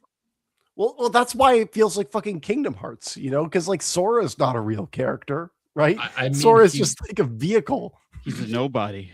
Like it's a strange thing. He's got all these other hearts inside him, It's but my impression though was that Peter did reestablish some level of his identity. I mean, it's like he is able to get an apartment through a used storage room. He probably has to pay rent and his taxes and like, I don't know, Social Security or whatever. Does he have a job? I do not know what he does for money. I assume he just steals. I think that he's a sovereign citizen. Like every like couple of weeks, like somebody from the state comes to argue with him. And he has like a big argument with them for like a few hours, and that's how he's able to keep doing it.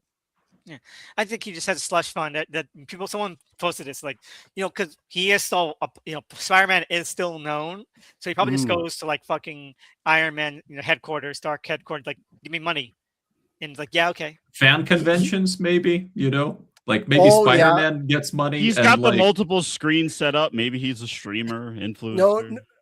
I like him going to like Fan Expo, right? Like he's like chatting with like Christopher Lloyd and like Mel Gibson and Elijah Wood, just being like, like, oh, I can't believe this guy brought like a fucking crusty Blu-ray from when I worked with fucking Charles Dance, like Jesus Christ, All right. What else? Of all the tie-in characters, I'll say Florence Pugh innocent. Just because I forgot. I disagree. I think that it's annoying. I like Thunderbolts, but this is annoying. They do anything. Like, I mean, her being his Avengers contact is better than Iron Man, though. well, like You none know, of the well, stuff- you're but right. none- You're but right. none, but none of the stuff that is, that she helps with needed her to be helped with. You know what I really didn't like about the scenes that had Florence Pugh? I really hated that they had to force a reason to have Tom Holland still in his mask. So then they just like CGI'd his mask on top of his head. And it was so clearly obvious that he was CGI'd on top of his head rather than him masking. I did not notice that. I like thought it was just like kind of, him wearing it. And that was part of his whole thing about protecting. I don't know. I didn't notice this. I didn't see this in a premium format like IMAX, so my eyes didn't see that. No, I guess maybe my my arachnid T levels were off, and like they were spiking, and I was able to see it more than other people. But like I could clearly tell that that was like a fake, like digital composite, And it's like, how hard is it for you to put the mask on? Oh, wait a second, it's because the eyes move, and like that's the whole like problem with this like whole suit business, right? Where it's like, yeah, sure. Like it's a real suit that he's wearing, but it's like all of it's CGI by the end because of all the different touches they put on, right? Also, So if like, he's gonna go into a bathhouse with Florence Pugh, there should be some sexual tension between. yeah, them. the fact that he's just lifting up his toesies is a little like, what's the deal with that, man? Come on, like Zach Braff could seal the deal. You know what I mean? I personally do not understand though why they would bring in Yelena Belova into this movie and just keep her confined like to a bathhouse, including Because they don't want to pay her for more than one day. Well, no, it's also what Doug but- said.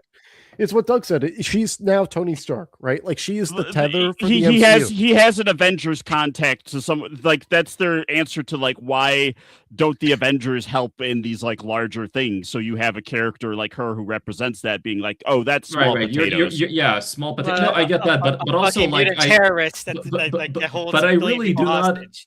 Okay, look, but I really do not like appreciate the way that they try to justify them being in a bathhouse and her basically like being naked like for the entire first scene that she has in the movie. I mean, I'm just like, It's kind of sexist. I don't know. I agree.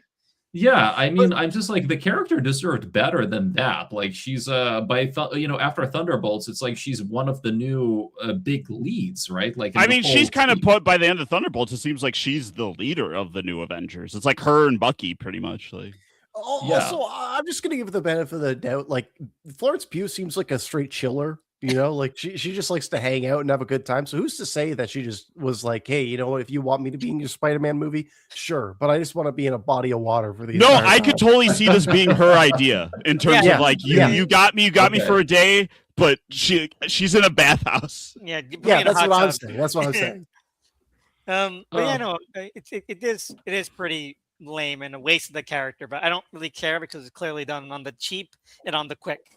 Okay. And Florence Pugh was probably like, I gotta make her like a fucking lasagna tonight, like she's like cooking up something cool, she's like, I'll do a Spider-Man movie, sure, but like make sure it doesn't get in the way of my risotto. It's so inobtrusive that it's not as annoying as the other like MCU inclusions, where it's like especially like Hulk or Punisher, because you can see where those could have been actual Spider-Man characters slotted in. I mean, Punisher has had relationships with Spider-Man, but this movie doesn't take advantage of that in any way other than that they're pals, because like it should, like him being an antagonistic force is the most interesting way to play that.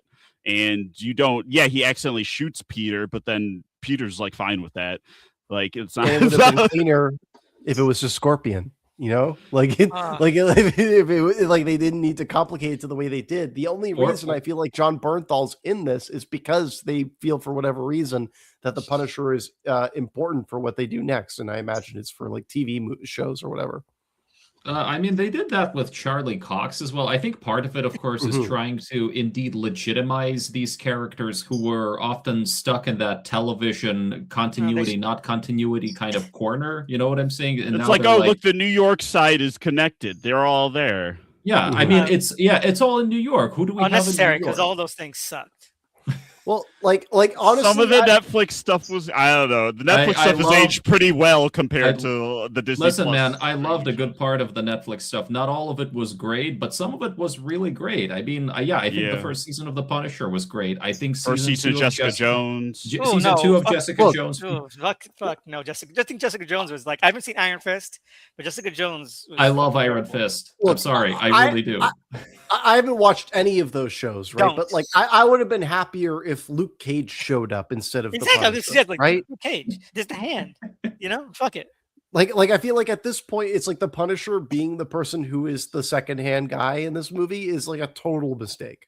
I feel like not only from like a alignment and morals perspective, I feel like just from like a tonal and like what kind of movie this is. Because I remember seeing somebody post a comic book panel of like the Punisher holding a bloodied Spider-Man, right? And then I saw that image in this movie, right? And I was like, oh, that's why the Punisher is in this movie. It's not because of like they had any kind of like interesting way to put him into this particular story, but They're because just recreating they knew, surface level stuff. they knew that there was like a history in terms of like Punisher and Spider-Man that they could play off of from a superficial standpoint. And that's all they did here. Exactly. I want to say in terms of swapping in characters for some of the MCU. Okay, I totally think they could have put in Kurt Connor / Lizard in place of Hulk. Absolutely, that's a Kurt Connor's role. Yeah. And also, like, why is so much of this outsourced to other MCU projects? Why can't this be like if their whole deal, right? If in terms of like people after watching the last Spider-Man movie, right? They're like, oh, we're bringing this one back down to Spider-Man level, right? Then why did you focus on like the Hulk? Why did you focus on the Punisher? Why did you focus on X-Men? Holland wanted these elements. Like he apparently had been wanting both of those characters. Well, he's an idiot. He's an idiot. Was part like, look, let me tell you something. Wait. I want to say, just bump up Tony. I think that we can officially, make the claim that Tom Holland is not a secret fucking genius that people have been saying. No, I think actors be giving creative control of the characters has a iffy history at best. Like I'm trying to think of a time where that was good, but a lot of the times it's bad. Like I'm thinking of Star Trek Picard, where Patrick Stewart had a lot of say over like what he'd just be like, hey, wouldn't it be cool if Picard did and then that show sucked. So I feel like this is the case of that. Like Bernthal having more creative say in the Punisher is also bad. Like, so like it's usually not good.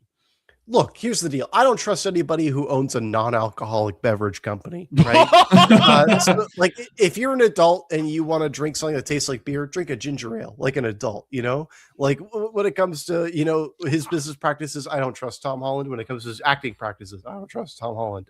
9 doctors out of 10 do not recommend Tom Holland.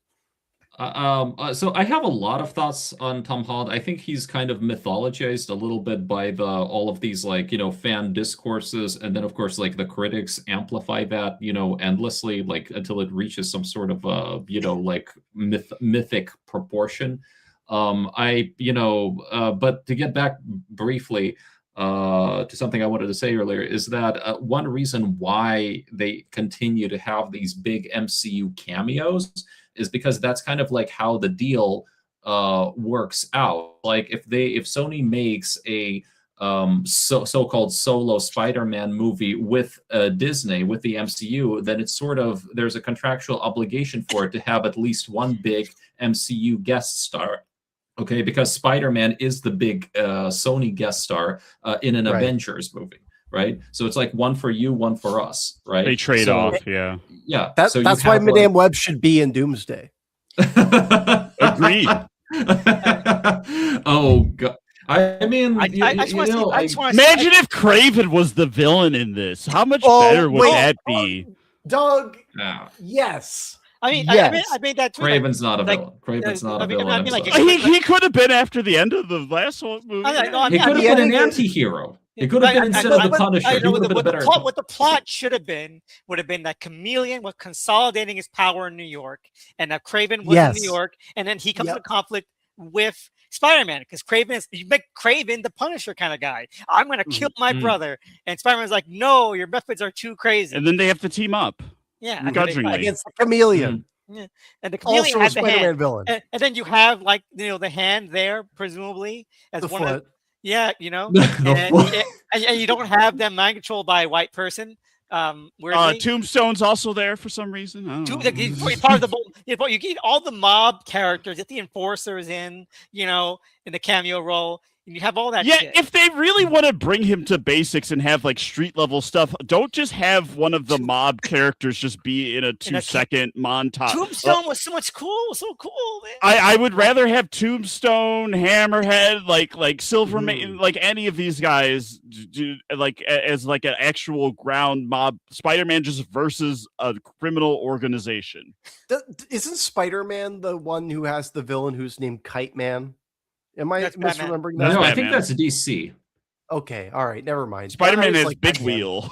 Oh, yeah, that's right. They got Big Wheel. That's right. Yeah, never mind. That does also remind me of how has anybody here seen Spider Noir? I've seen half of it. It's really fun so far. I got to go back and finish it. But I really like how Spider Noir found a way to do basically like street level villains, but also like have them be kind of a little like out there with powers and everything. I mean, they really we're talking about Silvermane. I mean, like Silvermane is like the big bad guy of that first season. Brendan Gleeson, it's great. Yeah, but also I think like every one of those villains individually they bring in, like I like how they utilize them, how they Jack Houston, Sandman. Yeah. No, but like Megawatt or Megawatt / Electro or whatever. I'm just like, oh my god, this is such an amazing theatrical character. Like he's literally theatrical because he's like an actor and everything. But it's like, but to me, like that's like how you can do a bunch of like different but like grounded like street level villains, like in one story, right? Like, and every one of them gets like some time to shine, and it's intriguing how like you get. This movie has like a lot of villains, but then none of them are really utilized all that well. You know what I'm saying? Yeah, because they're all in service of Jean Grey, right? Which is all in service of setting up the X-Men in later films, right? So it's like, that's the issue here, right? So it's like, I agree and I sympathize with Elvis, where it's like, yes, the Jean Grey stuff is the most dramatically compelling stuff, right? But it's in purpose of a different movie, right? Yeah. So it's which is why they should have just saved it for the X-Men movie, but they're trying to like breadcrumb their way to that. It's like, but like X-Men will make fucking money. People love the X-Men. Yeah, so they make as much money. They make as much money as these Spider-Man movies. Like it's like unnecessary. It feels cowardly and also just cynical. I feel like it's just they want to start it, but they haven't cast the whole team yet. So they're just like, okay, we have Jean, so like, how can we like put like a flag down to kind of be like, okay, here's where we're starting with the new. Yeah, I'll call a spade a spade. I think that they're just genuinely terrified of casting Hugh Jackman again. Like I think that they're just like, they don't think that they can top it, and Hugh Jackman is still like in good enough shape where he can keep doing it to where they're like, he should come back. So you have a love triangle. Say Hugh Jackman and Cooper Hoffman. No, problem that age gap Wolverine. Yeah. We'll see. I mean, I think like after Deadpool and Wolverine made over $1 billion at the box office, it's hard to not like bring both of them back.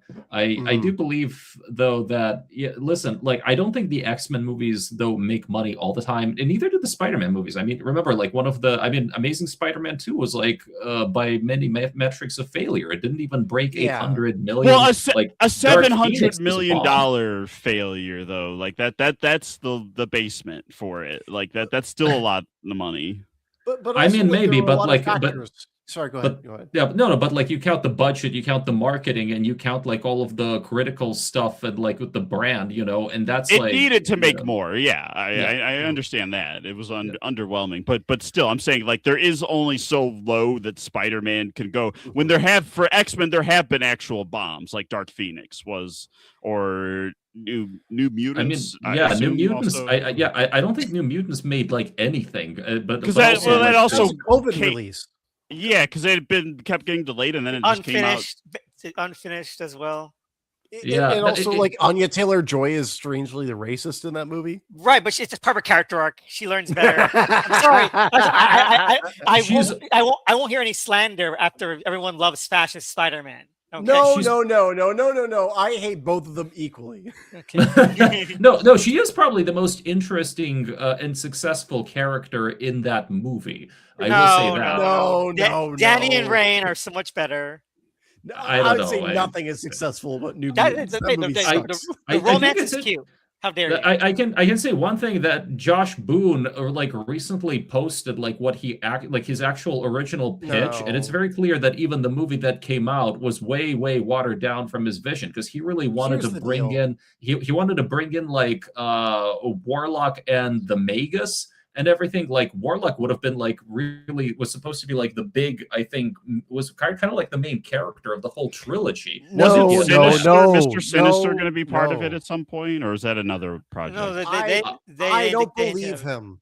I don't believe him. I Sorry, believe Elvis, him. go ahead. I believe No. him because we I was can fucking send you a with link. him. I can send you a fucking link line- to his pitch. No, the reason I don't believe him is because I watched the fucking Stand version he made. You know, Oh, yeah. like his Okay. Stand is the fucking worst. You know, yeah, he it's really made a bad. horrible version of the It's a Stand. really bad version of Stand. Yeah, Mhm. it's fucking It terrible.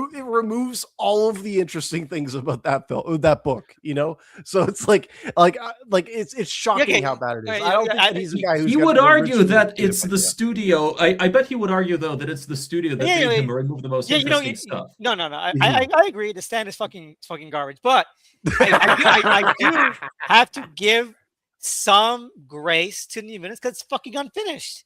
It's unfinished movie. Sure, They literally, sure. you can literally see in one part they caused the continuity error because they fucking moved one scene from the end of the movie to fucking the beginning, and it's like you can tell because of the way they're fucking dressed, and the one scene doesn't end. It's not a full artistic statement because he didn't get to finish it. So yeah. Here's what I'll say about New Mutants. I think that the Nightmare on Elm Street remake is a better New Mutants movie. Well, Nightmare on Elm Street movie remake is fucking good. You know? There we go. Now we're getting to the heart of the Now matter. we're cooking. Yeah, I'm sorry, but it is. I'm sorry, that movie is also fucking fucked in the edit. But all the stuff that was cut out and reshot are like really good, and I want to see like the proper version of that film because like all that Jackie stuff, Earl Haley was really fucking good as and Freddy. like the entire Did that part, kill like, his career? Because he just like disappeared. Kinda, yeah. And well, but, also it's really tough for him because like it was that movie and what was the other one, Little Children, the one with Kate Winslet. Like He played a lot of pedophiles. You know. Yeah, well, if you're like boxed in that department, that's really tough. You know, like Jesus, that's a bad place to be in a career. Yeah, I can imagine. Doug, to answer your earlier question about Mr. Sinister, from what I know, they actually had at the very I don't believe I saw Sinister in the plans that Boone released, but reportedly there were scenes originally shot for this first movie with John Hamm as Sinister. Okay. Like they were building towards a big reveal of him at the end, which is why like there was they were going to be tying it into the whole Essex Corp stuff. I think that kind of showed up in the Wolverine movies. Does anyone have sex with John Hamm? like a celebrity sex pass kind of deal, yeah, maybe. I don't know. I mean, like, I like John Hamm as an actor, just in general, but like, yeah, I don't know anything. No, we're making a joke about a movie that came out recently. It's a David Wayne's latest comedy. Gail Daughtry in the celebrity sex pass. She's trying to have sex with John Hamm. Oh, right. Okay, yeah, I forgot about that. Funny movie. Yeah, but you know, I mean, that's like the thing. I think like a lot of as usual, like a lot of cool stuff just ends up on the cutting room floor. So yes, which is why they should reboot the Fox movies. And no, I'm kidding. They need to just let that stuff go and stop doing like these characters in not even the forms that we saw them in before. That's why I hate these things. Like we're doing fan service. We're giving. I'm a fan. I'm a fan of these movies. And these movies, you're not. Every time you bring them back, it's to court the people who didn't like them, and I feel insulted. Yeah. I feel insulted. Like, oh, Cyclops was so fucking stupid in those movies. Now he has his iconic blue outfit. That doesn't mean anything to me. I like when black leather. When they brought Evan Peters back, it was a joke. Like, it wasn't like a serious. He wasn't even the character. Like, he wasn't even Quicksilver. They were just making a joke. Like, it's even worse than that. It's even more cynical than that, right? Because like I haven't even seen this movie, but Deadpool and Wolverine, they have fucking Channing Tatum as Gambit, right? Which the only reason he's there is because of a casting rumor, right? So it's like I have a rant for that because and it might be controversial, but he's the only one that should be in the movie. He's the only one. Well, because it's about aborted universes, right? Because like thematically, he never got to have a movie, so that makes sense. Yeah, but also because he's in the same position that fucking Ryan Reynolds was in. Did I ever tell you guys my Channing Tatum bar in New Orleans story? Yeah, but let me finish my rant here. I fucking no, sorry, go ahead. Sorry. So like that's actually really fucking like a lot of substantial meta content you can mine from that, because the whole thing was that Deadpool was never meant to happen. Ryan Reynolds lobbied for that movie for fucking years, and then he leaked the fucking test footage that got it made, and so it's a success story. And then you have Channing Tatum, who lobbied for Gambit for years, and he tried to get that movie made for years. Even after the other X-Men movies got canceled, he was still on boost for that. So like having him in the Deadpool movie, that's actually a really interesting full circle thing that you could probably mine a lot of subtextual, metatextual things from. He's the only one that should be there because he's the only one that's actually tied to Deadpool in an interesting way. Fucking Blade, Elektra, Wolverine, even they should not be in this movie. Gambit should be. And he was like the only funny bit, but now they're unironically having him part of the team. Also, my last thing I ran is that he's not Gambit as he would have been in the Fox films. He's Gambit as if he was a joke in an MCU movie, because Gambit would not be like in a fucking super over-designed MCU fully lined out outfit. He wouldn't be. He would be like wearing normal clothes. It's fucking insane to me how much they whiff these Fox stuff. They don't understand the movies that they actually were a part of making, and it's like I hate Deadpool movies so fucking much. I also just think that it's offensive to the Creole culture. Sorry, go ahead. That's true. Yeah. And also, I think I liked Gambit in Deadpool and Wolverine, but also I will say that I'm kind of in favor of Gambit because I know that Gore Verbinski was set to make a Gambit movie at one point. I'm back. I wish that was like, here's the version that Gore would have made, but it's not. It's not. It's like so. These are such lazy movies. But then have his scenes in Doomsday directed by Gore Verbinski, and then you have my attention. Have I told? Yeah, exactly. Did I tell you guys the story about when I was in New Orleans and I walked past Channing Tatum's bar in the French Quarter? Have I told you guys this story? No, I've never heard that. Okay, all right. Well, I'll tell the story then. So, French Quarter in New Orleans, if you guys haven't been, that's the strip, right? Like that's the place where all of the bars are, right? That's where all of the places, like if you go there at 11 p.m. any night, weekday, weekend, whatever, right? It's busy with tourists, locals, what have you, right? Channing Tatum's bar was the only bar on the strip that was empty. Like I was shocked. I was out there, kind of just like scoping out the scene, going into a few bars that seemed fun. Channing Tatum's bar was the only place on the French Quarter that had nobody there. And the reason I knew it was Channing Tatum's bar was because I was shocked it was so empty. And I looked it up and Channing Tatum had bought a bar in the French Quarter. So just throwing it out there so you guys know, Channing Tatum bought a bar. It seems like it's a disaster. I think it's still there, but it's pretty funny. Monfrey. John Goodman is more of a Louisiana, New Orleans local than him in my eyes. Wait a minute, but is Channing Tatum actually from Louisiana? I didn't, No, I don't think so. He just lives there. He just honestly, you'd be surprised with the amount of celebrities who live in New Orleans. Like New Orleans is like a hot spot in terms of Hollywood celebrities. Like after Katrina? Especially after Katrina, man. Like And also, you got to think about the hedonism of New Orleans, right? Like New Orleans is a place where you can drink on the streets, so like that attracts a lot of people, in terms I of didn't know that, wow. and I've seen. Oh, Yeah, you didn't I know? mean, Okay. yeah, I mean, I guess I should have, since I did watch Treme way back when, but Right. it never. I've never I've never had like the New Orleans experience really. Everybody should. So, You should but go. that's interesting. So it's like basically kind of like Amsterdam, in a way, but like you're right, like in terms of like free for all. It's very strange where it's like in the streets of New Orleans, you can have a beer, you can have a wine, you can get whatever drink you want. You can walk out in the streets and nobody will stop you. Okay. Yeah, he's from Alabama, apparently, but he's partly of French From descent. the South. Yeah. Oh, there you go. There you go.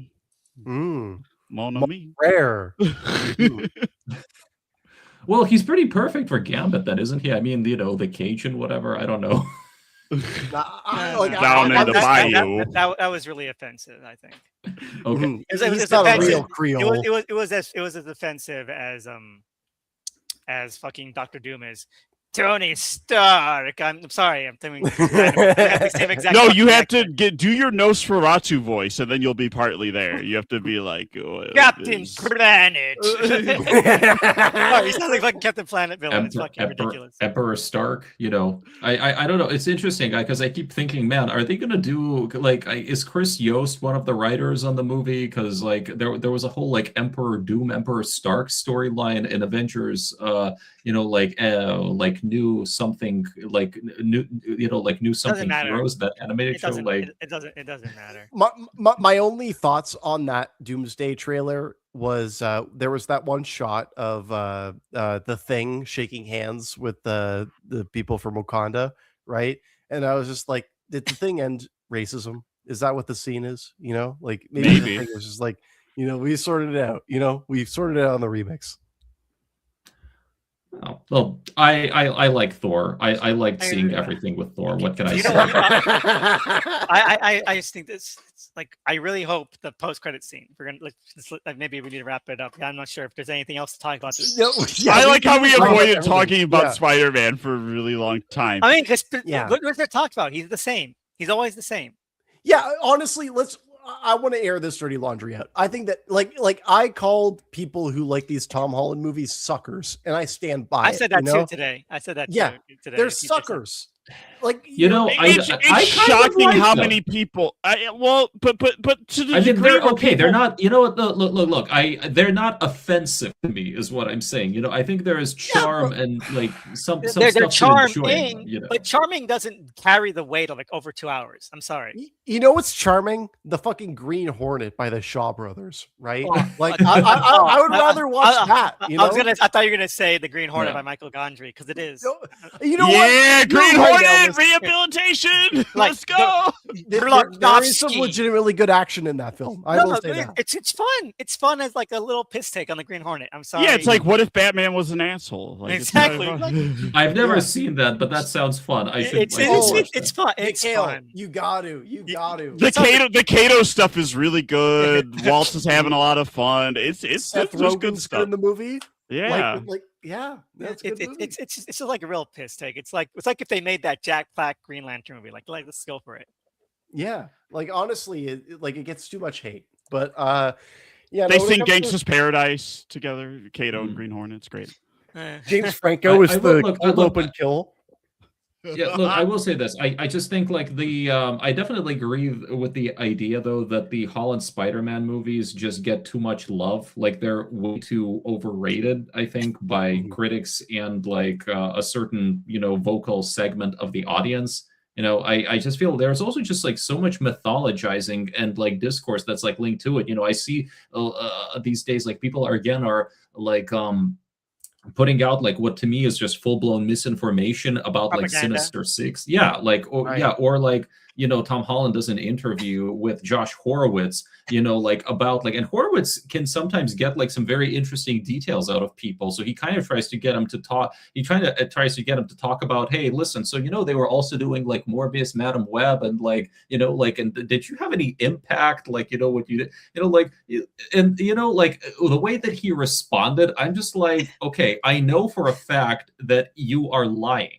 Okay. I mean, some of the stuff, like he's like, oh no, there was never like any point where somebody wanted me like to be in a movie I didn't want to be in. And I'm like, are you serious? Because like you literally, because Sony literally wanted you to be in the post MCU Spider-Man 3, and you didn't want to do that. That's like why you went to, that's why you tried to get them back into the Disney deal, like in the first place. He just straight up lies in an interview. Like when they're asking why they shot in Glasgow instead of New York, he's like, well, you can't close down the streets in New York. And I'm like, well, that's not true. Gotham closed down the streets in New York. I was living here when they're making Gotham. They shot a lot of Gotham in New York. And Zoran can't arrest Netanyahu. He can shoot a Spider-Man movie. They fucking held the fucking Taylor Swift wedding here. Okay, exactly. There was just more of a tax break, and you don't have to pay for actors' health care in the UK. So I do love that when that interview came out, that fucking guy Nanobite, who was behind that pathetic boycott Spider-Man movement. When the Disney deal first broke down, they were like, we're going to boycott the Sony only Spider-Man movie to bring them back. I had no idea about that. Like, it was a big thing. I actually look. I followed I didn't know that, but like I followed Conrad a little bit because like I thought he was making some really interesting Star Wars articles on Twitter, and then it's like, but he started seeing some weird stuff about the Sonyverse, and I kind of started to It got really weird. I mean, I tweeted some stuff like lately he said something about like the merchandising deal. He was like implying, oh yeah, like the next time there's like some Sony executive like gets angry about the merchandise, they're gonna pull Spider-Man out of the MCU again or something. I asked him, wait, are you saying like they initially tried to do that because of the merchandise? Do you have a quote? And because I kind of pressed him for some details because of the implications he was doing, he actually blocked me.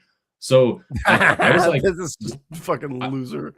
Yeah, I mean, look, I just asked like for a quote because like you're kind of implying that like, but I guess like what he was talking about was the deadline piece. But even there, like there was nothing about people. It was great as well. Like he's such a petty fucking bastard for airing shit out because like when the Snyder Cut came in, he was a very vocal anti-Snyder Cut guy. Like just as like for like company wars way, not like for like the bots and like the harassment shit. Like just like, oh, DC can never get a win kind of guy. He's like that kind of fucking nerd. And he's like the second the Snyder Cut came out, he was like posting like a bunch of like spoilers for it. Like the second it came out, he's a fucking asshole.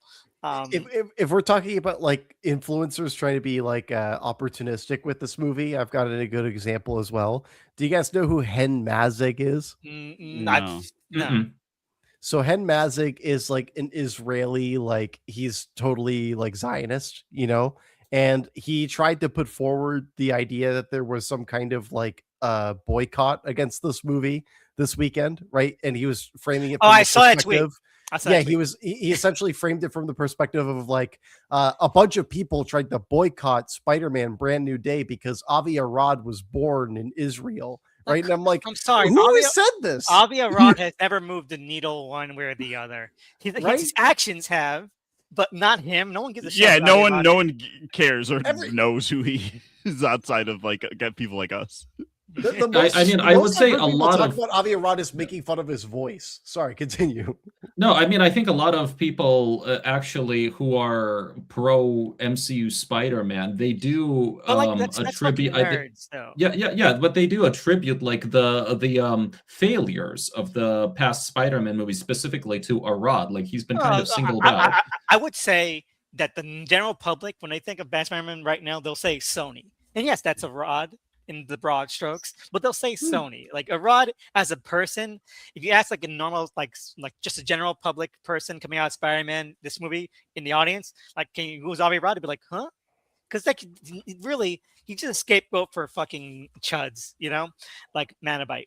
But I do love. He did say that quote that Mikhail was talking about a couple months ago about how like, oh, you know, Tom Holland, you know, if Tom Holland lost his valiant battle, we would have gone as Spider-Man that focused on him meeting Madam Web and Morbius. and I'm like, you know, and like we would have never gotten No Way Home. Can you imagine? I'm like, yeah, I can imagine. It'd be fucking great if we never got No Way Home. You know? No. He said like, oh, they almost like Sony almost prevented No Way Home from happening or something like that. Well, And I'm he just could have like, saved us. yeah, and I'm just like, what sort of framing is this? Like, because Holland is the one who basically, you know, like, I mean, it's a complete, like, just like a perversion of reality right there. It's just like inverting that complete. I'm like, No Way Home was never in the plans until after, you know, like Holland like made it happen. Like he's the one who, I mean, he's the one who wanted Doctor Strange in it.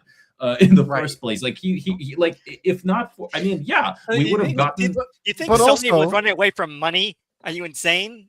But also the only reason that Far From Home happened the way that it did was, let's be frank, the animated films, right? Like Across the Spider-Verse happened, and they were like, how do we get this into the live action films? Because they realized that it's like... No, I disagree with that. Because look, I can tell you about that one. No, look. I would say there was a very clear animated live action divide in 2019, like 2018. Like initially, they really wanted to keep. They wanted Spider-Verse completely separated from the live action stuff. There was a divide in terms of continuity, but in terms of like the idea of different Spider-Men crossing over and Spider-Man being a multiversal hero, like that was the money in that was apparent to them. Yes, I mean, it's very obvious to want to cash in.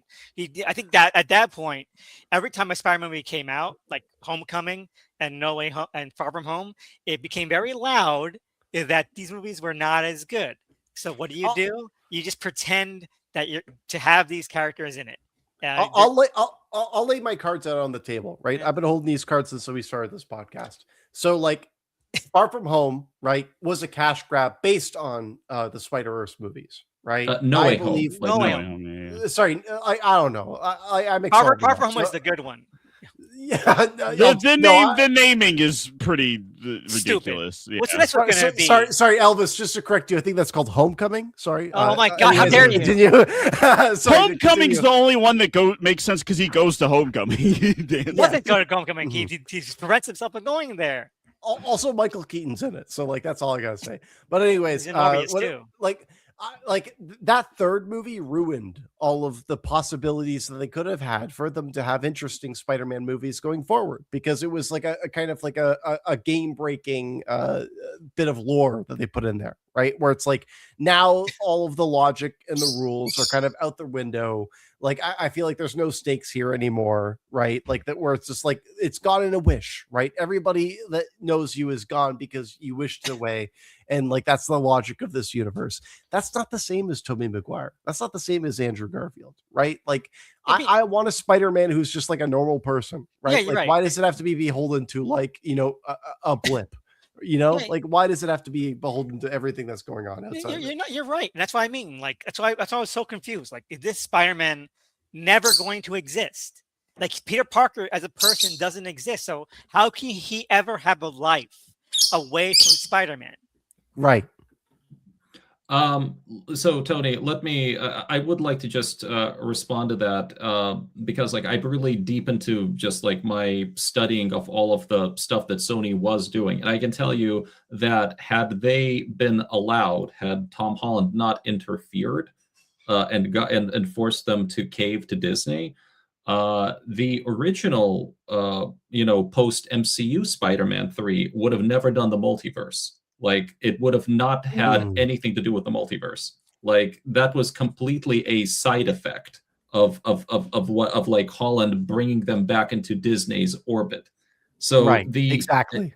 Yeah, and so I don't know who wanted to if anybody really wanted to cash in on the animated Spider-Verse movie. Like to me, it was more like Marvel. Like in Disney, they were trying to kick off the multiverse arc with Doctor Strange. And then because like Tom Holland wanted a Doctor Strange crossover movie, they just kind of, felt like folding it in there. But also, I believe that one reason why it happened was because Sony kind of was looking now, because of this situation, their long-term plans for post MCU Spider Holland like kind of fell apart. They wanted him to have his own proper MCU-less solo film, and they wanted him to become the leader of the Sinister Six down the line. So that meant like no Marvel guest stars, no whatever. And then they find out, oh, wait a minute, Tom Holland doesn't want to do this without Disney and the MCU. So their Sinister Six plan is basically fucked. Okay? Like they can't have him because if they want to have him in it, then that means they also have to have Disney and Marvel's input, and they got to have like even more, they got to bend more to the Avengers, and they can't like really define their own continuity anymore. So now they're like, okay, how do we salvage this situation without like, how do we have to separate the universes somehow now, so we can keep working with Holland because he's like the superstar everybody looks at, but we can also create our own maybe secondary Spider-Man for our own films, like in the future, right? So, and that like leads to the Venom, to the Carnage credit scenes that establish, oh wait, yeah, this is a totally parallel universe. Mm-hmm. Like definitely we can put the blame on Holland's shoulders, I feel, from hearing this information, right? Yeah, I mean, and I feel as though the problem is like it feeds the immediate desire, right, from an audience perspective, right, to have it under clean continuity where it's like, don't worry guys, this Spider-Man is happening in the MCU where it can be in this way, and don't worry, we're copying the things that you liked from these other things, right? And the problem is that like in practice it robs any kind of agency that can happen later, right? So it's like I'm sure that Tom Holland, as an actor and as somebody who's trying to like steer, in quotations, the ship in the right direction, he's trying to like channel what the fans want, in quotations, as well. But the problem is like the fans don't know what they want, right? The problem is you need to give them what they want. The fans will say they want a million things, but then like, here's the deal, right? So like Spider-Man 1 comes out, right? Everybody loves Spider-Man 1, right? Do you think that like Sam Raimi was listening to the fans when he made Spider-Man 2, right? No. Like I think that was entirely him. Exactly, Doug, right? So it's like him making that movie the way that he did. It's like, I'm sure that there were fans that had their own theories and what they thought that it should have been, right? But it's like, it doesn't matter because he made that movie, right? But since then, it's just been constantly feeding back off of what people in forums say, right? And I think it's completely corroded any kind of like possibility of organic nature in these films. I think that, the nature of the way these things are made, like, kind of prohibits the kind of like stories that I would like to see. Like, it's great that people, whatever, like, I even if it's a movie I don't like, it's great when people showing up to go see a movie at the theaters. I'm glad they like this movie. Like, and that's good for them. But I just think to the degree that which people are like overstating how good this is. Like, I've seen, I didn't actually watch their video yet, but apparently Red Letter Media is like, this is the best MCU movie. Oh God! And ridiculous. And people like, if the people like this better than the past 3 Holland movies, fine. I can see where they're coming from with that, but they're like acting like that this is like some significant departure or step up when it's like the same writers as the past 2, so it's like it has the same issues and same baggage. What about it differs from the other ones, really? Mary Jane, I'm sorry, trying to say MJ, she's Mary Jane. Mary Jane has still not a character. She's like a plot element. Ned, still not a character. He's just reaction face. He's just there to be a humorous quip guy. No character at all. The cameos, still annoying, still intrusive, still very superficial. The villain is from a different fucking movie. It's for a different movie. The last hour is a prologue to something that's going to happen in like 2 to 3 years in a different franchise.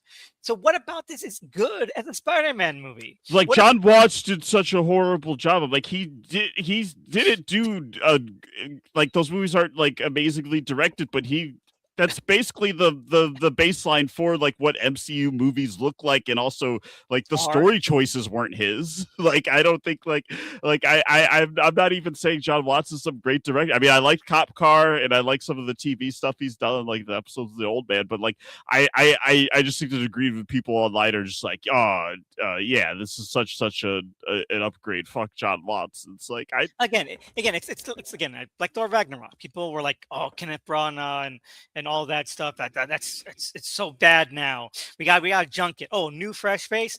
All the bad stuff was in the past. Now we have a new fresh start when it's just not that much better. It's Dark World's better than Ragnarok anyway. So what? Okay, Cool World is better than Thor Ragnarok. I have a lot of opinions on. I don't know. I really like Ragnarok. I like that it's a comedy. I like Chris Hemsworth being able to cut loose and just. They were all comedies. No, they weren't. I mean, come on. The first two Thor movies were pretty serious. No, they weren't. Mikhail, can you answer me a question? Yes. How gay is Spider-Man Brand New Day? So gay. I don't know. I don't know how to. He's making fun of the Love and Thunder press, like when someone asks. You remember that? Did they ask Natalie Portman how gay is Love and Thunder? And somebody actually asked that. Okay. I wasn't aware of that. Right, it was a press event. It had like it was Natalie Portman, Taika Waititi, and I think Tessa Thompson. Right? Was that the three people? Yes, I think so. So it was those three on stage, and then somebody in the audience was like, "How gay is Thor: Love and Thunder?" And then Natalie Portman's like, "How gay is Thor: Love and Thunder?" So gay. And then like Taika Waititi is like very gay, and like they're like totally feeding into it. And that's like, just, one of my favorite. It's just sexist as fuck as it ends up being. It's just one of my favorite things to quote from like any of the MCU. Like it's just like my favorite like press. You know, like they're especially considering the movie is completely not. It's not gay at all. Listen, but since we were on the topic of what makes this movie different, I will say that I do think this film is probably the most sincere Tom Holland Spider-Man movie. I mean, compared to the previous ones, you don't have by default because it's trying to say something with Peter. It's not just it can be sincere about what it's trying to say. It's just not saying anything much in the execution. It isn't saying much of anything in the execution. I agree with that. But I'm saying, like, if you look at the tone of this movie, I kind of liked how they were getting away from all of the quippiness and all the ironic, like meta stuff for the most part. I like that the moment that Hulk person in the audience asked, so why couldn't Thanos like create more food or whatever? I'm just like, God, why do you have to have something like that in the movie? That is like so distracting. But emotionally, I did like the guy who was dressed up as the Hulk. You know? Because there'd probably be more people dressed up as the Hulk in his seminar. It'd probably be most of the class. I would probably respect the MCU more if it was like that was the vibe of it all, right? Where like everybody was just like, we love this, like I feel like that would be more honest than whatever like kind of like half stepping this is doing. Yeah. Okay. Well, can I say one more thing? Sure. Tony, so last week you brought up how, a lot of times like when you have relatives or family in these types of superhero movies, they're typically kind of like they don't have much character. They're just like kind of like props almost, like of course. Right. Okay, and I thought that was very interesting because like when I saw this movie, it's like, who the hell is Sarah Gray? Like she has like almost no development. It's like she dies off screen, presumably.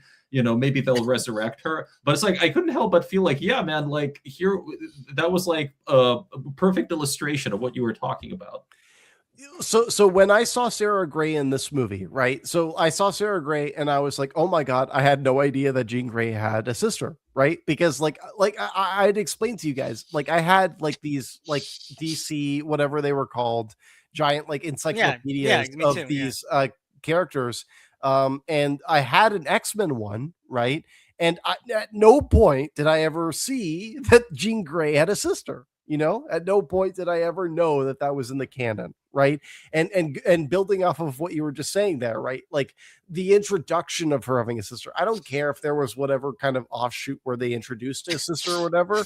Like the fact that they're just like, oh, so this is going to be the emotional through line. I'm like, you're introducing this so late in the storyline. If you were maybe to introduce the well, you could do the Cyclops route, but also like if you were to like introduce that Jean Grey was more of a victim in the first act, you know, this would have been more compelling. To like instead have it so like they have this kind of like flashback in the third act, it's too little too late, in my opinion. Or instead of just looking for her sister, it could have just been her herself was a victim. Like she was captive by damage control. Yeah, like, they experimented on her and she got out. Yeah, because that would explain a lot of why she's killing everybody. Like they kind of made her crazy by just like torturing her constantly. Exactly, like you can't trust any humans, that kind of thing. Like off the bat. Like obviously it's really, traumatic that her sister got black bagged, but like, I don't think that necessarily excuses how much people she's trying to kill. There's not a straight line from that to like making people walk into traffic or like jump off buildings, possessing someone to make them do non-consensual stuff. There's. She's basically she turned like a woman into like a truck driving bomb, basically. Exactly. Right? Her plan was that woman was going to fucking explode. And she did not care how many people died on the way to get to that damage control building. Like she was like ready to demolish all the streets.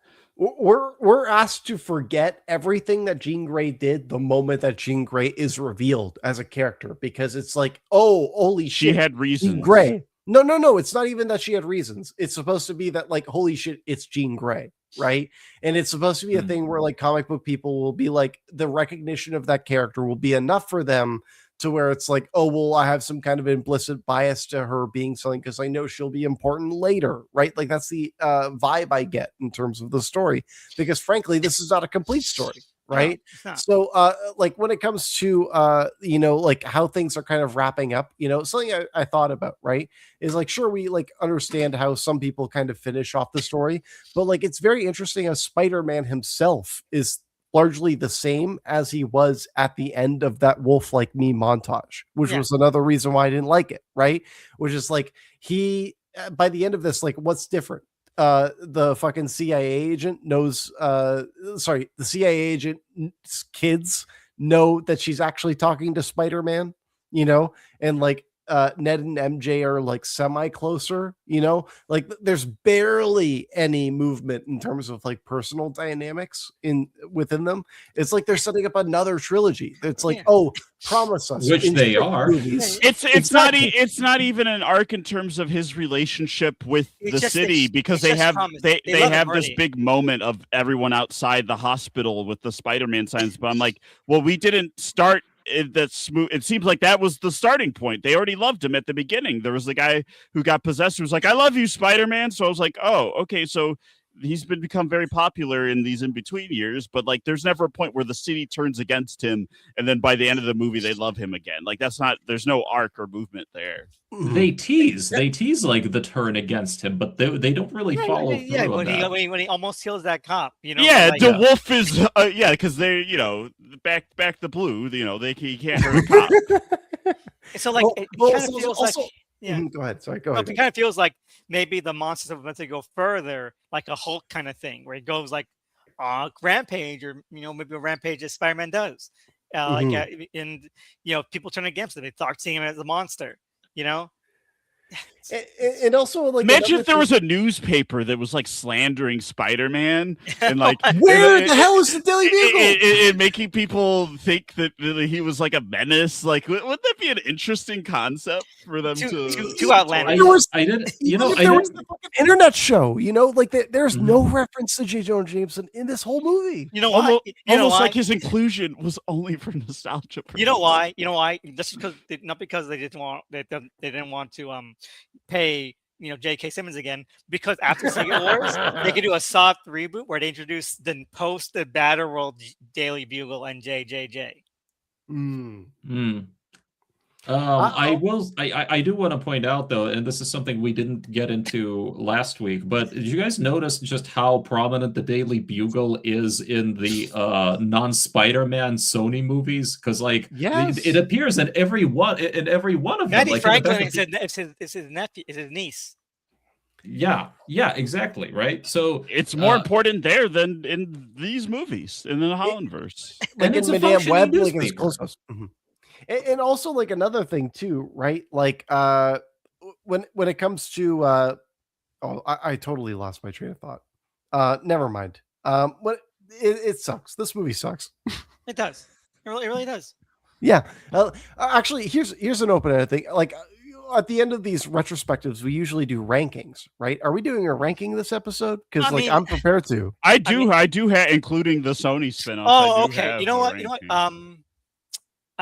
Fuck. I didn't get my Excel sheet up. We can spin some yarn. We can spin some web Well, if like, you want to take the time. Yeah, let me do this. Okay. Okay. Fuck. But when it comes to these Spider-Man movies, right? Like, I feel like this is just like an exercise in diminishing returns, right? Like this is a situation where it's like we watched as artistic integrity was pulled from people's hands, right? And it's really a shame when like the last bastion of that is Mark Webb. Animated ones or no?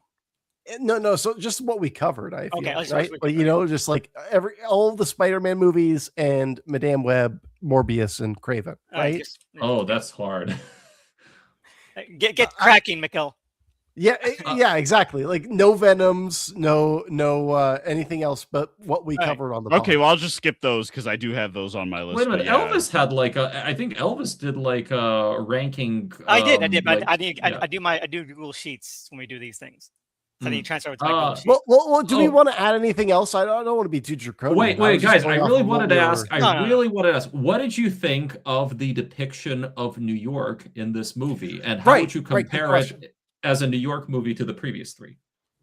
So actually, I think that this movie is a way better New York movie to the previous Tom Holland films. Obviously, because we just get like ordinary interactions with New Yorkers. We get like, we see how the New Yorkers feel about Spider-Man separate from these things. However, I do feel as though Madame Web is a better representation of New York. And it looks prettier. It's prettier, exactly. There's better representation of the landmarks, right? And also like there's just more identity, so it's like it's a step in the better direction, but it's not quite there. You know what I mean? I agree. Yeah, absolutely. I will say that I did enjoy seeing more familiar, I guess, places or areas. Okay. I really appreciate that. I really appreciated the Silver Cup, like the Silver Cup building, because that's where the climax of Highlander happened. I missed my piece. I think that on the street stuff, passable New York. I like a lot of the on the street man on the street shit. All the rooftop stuff. It's like The Room. A little bit. But I'm ready. I got my stuff up. You guys want to do the ranking? Yeah, sure. I did like the credits. Actually, that was New York when they're showing the credits, and I was like, "Oh, that would have been nice. We could have gotten him there." Here. Tony, you good? It's on mute. So he's working really hard on this. No. I really wanted to say also, I really appreciated the credits. I was like, they're just doing these little, like, they're not doing these popsy comic bookish like. Yes, they're not like overbearing shit. It's like that made those the best credits of these movies by of the Holland ones. It's classy. It's almost Sony-esque, a little bit. Yeah. I would totally agree that it's actually like the Sony movies, the way that this closes out. Actually, in the way that it's colored as well, right? It's a weird way that it's tied in together. Do you think Holland's Peter voice has gotten more Garfield-y? It's got. He's putting a little twang on it. He's getting. It's more New Yorkian. He's got a little accent, Also, isn't it established in the last one that Tobey Maguire was Spider-Man 1? But then in this movie, he calls him Spider-Man 2. He calls him Peter 2, yeah. He only numbers them in the extended cut, which I didn't see. So No. It was in the normal one. I'm I don't pretty know sure if it he said was. Peter 1, Peter 2, Peter 3, or yeah, something. but he doesn't. They don't go like you're Peter 1, you're Peter 2, because he could have met anyone. You know, maybe Dustin Daniel Cretton only saw the first the theatrical cut. He says that, yes, but they only actually go and say you're 1, you're 2 in like the deleted scene, in the extended scene. Like, I guess from his perspective, he is Peter 1. Exactly. Yeah, I guess. But like, to me, I'm like, well, no, fucking Toby's 1. Like, He's Yeah. oldest. And Holland's 3. yeah, exactly. In the ranking as well. In order Exactly. of release and ranking. Well, all right. So yeah, let's go ahead. let's go ahead. All right. So it's 12 movies. We're not doing the animated ones. Okay. We're only doing what we covered. So 12, my least favorite, still No Way Home. That's it. It's wait. Fuck, I didn't share this time instead. You haven't pulled it up. There we go. Yeah. There we go. Spider-Man. Okay. That's enough. Spider-Man. That's it. All right. So Yep. No Way Home, worst one. It's not a movie. It's barely a movie. It's like it's an insult to fucking moving pictures. to call that one. It's worse. If I put it lower, I would. How about you, Tony? What's your number 12? My number 12 is Spider-Man Brand New Day. Oh my fucking god. Wow. Yeah, it is absolutely the worst. I think that all of them have everything else that we'll talk about has more. Is it identity because it's than less of a movie? Yeah, like exactly. in terms of literal stuff, like it ends like halfway through and then becomes a different movie in a different fucking IP. I agree. Yeah. Actually, you know what? I respect that because I can see that. I like the second half. Like I like the other movie it becomes, but it is like not. It's like you. The other ones do have endings, even if they're setting up like other arcs or something. At least they're like still part of the same story. This is a completely different story. That's a prologue to something else. So I understand. You paid like it's like you paid for like half a movie, and that's bullshit. It's not a complete narrative, and at least Kingdom Hearts games let you play with Jack Skellington. So, like, Brand New Day really sucks. All right. Doug, what's your number 12? No Roxas? Yeah, Morbius is my bottom. For It's just boring. Like, it's not even like offensive or anything. I'm just like, it doesn't hold me. Like, that's kind of the worst thing. It is really boring, I will say. I mean, I do appreciate what it wants to do, but it's like the casting is like fucking atrocious. If you switch that casting, like we said, just have Matt Smith be Morbius, that's already a more interesting movie. Yeah, have play double roles. I don't mind it. Yeah, twins. Exactly. Mikhail, what's your number 12? I'll go with Homecoming. Yeah. Whoa! You know what? I respect that because it's like fucking terrible. Vulture is the only good part. I like how any of the MCU ones, someone puts them at the bottom. You're like, I get it. I mean, it's just like Vulture is the only good part, but I was like saying First Class is the best, fucking X-Men movie because of Person X and Magneto. Like, no, the rest of it's fucking terrible. I like First Class. Sorry, but all of Matthew Vaughn's pitfalls were evident there. Okay, I like First Class, but that movie, it's like two different movies crammed into one. Like its flaws were much more apparent to me, like years after. There's not a lot of difference between the shit that's wrong First Class and Argyle. That's all I'm gonna say. Well, I was actually going to ask. I was confused. Is Argyle a Kingsman or an X-Men? It's a Kingsman, yeah. Got it. Okay, never mind. Somehow, even though he's a fictional character in the realm of that fucking, they're never going to explain it. So I wish they would just like tell us what was going to happen. They're never going to follow up on that Hitler post-credit scene from the Kingsman. Rats! I'm never gonna know what's that guy gonna do. That Hitler guy. I love how they were like saying, Rasputin. Look, that is for the best. I do not stand for the continued perversion of Russian history. Okay, I'm sorry. You didn't like that principle alone. You didn't like the part where where Rasputin gives like a thigh job to like fucking the scar of Ralph Fiennes. Oh God! Oh my God! It's fucking ridiculous. What a disgusting movie. Anyway, number 11, Homecoming. It's fucking terrible. All right, what's your number 11, Tony? Sorry, I'm in hysterics right now. My number 11 is Morbius. Fuck that movie. Fuck it to hell. Yeah, man. I respect it. I appreciate what it wanted to do. It just didn't do it. And yeah, it just is a failure on all fronts, even more so than the lead actor. Okay, Doug, what's your number 11? No Way Home, barely a movie. Yeah. I'll also vouch for No Way Home as number Okay. 11. Okay, I mean, yeah. What is it to say? We did like fucking 3 hours on it. I like it when Garfield apologizes for not being black, and those are the end of my. Yeah, but he says my it pod. to Jamie Foxx, who's not playing my favorite character, Max. My eyes. Yeah, no, he's he's like Max too. All right, number 10 for me is Morbius. I wish the stuff that I liked wasn't more of it, but it's not. It's just boring and miscast, and I just hate his acting. Number 10 for you, Tony? Spider-Man: Far From Home. I think that this movie is, Night Monkey is not enough for me, and Mysterio, I much prefer him from the PS2 game. Okay. Doug, what's your number 10? Brand New Day. Yeah, like I actually had it higher, a couple notches higher as we were talking, but then I was like, you know what? I really just like I have very little desire to rewatch. I know. I'm probably going to swap mine for Brand New Day. I also want to go with Brand New Day for number 10. Because like even the other flawed ones I don't care for. Like if Far From Home was on my TV, I would probably I could keep it on. There's funny stuff in there. I need to swap my Brand New Day. Then. Like everybody's like realizing how much Major Dookie Brand New Day is.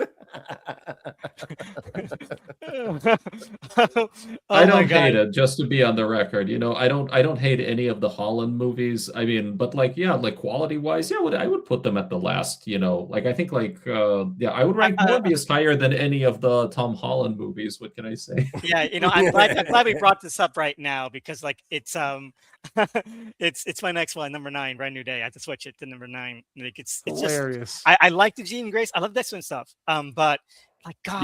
But that's not a Spider-Man movie. It's just not a Spider-Man movie. Yeah, it's just not a Spider-Man movie. What's your number 9? No Way Home is going to be the next one. I'm surprised that it made it above Far. Yeah, me too. I am. I really am. I still think that that's at least the best that these get. It's just not. It's not good, but it's the best that these get. Yeah. Okay, now Doug, what's your number 9? Far From Home. Like, yeah, there's a couple of funny. Like, I do like some of the comedy in it. Mysterio's fun. It doesn't really feel too Spider-Man-y. Like you could almost have it be about a different hero and it like wouldn't change much in a lot of ways. Like the characters get my thing is that the characters get a lot more focus, but it's not great focus, right. It's not like again, these movies are fucking long, but you never know any of these characters. And especially Peter himself, like he just comes off like we don't know anything about him other than like he looks so between that No Way Home and now Brand New Day, he just comes off as stupid. I'm like, this guy is really easy to trick. These guys really love surveillance states. All right, number 8 is TASM 2. I'm sorry, I have a lot of fun with it, but not that much fun. Oh. It's a mess. It's okay. What about you, Tony? What's number 8? It's gonna be TASM 1. Oh my God! I think that like in some respects the lizard stuff is great. Dennis Leary's funny, but Dennis Leary's funny in number 2, so that's why it's higher. You're not wrong. I do love Tony's casually racist. Like, why is this the character?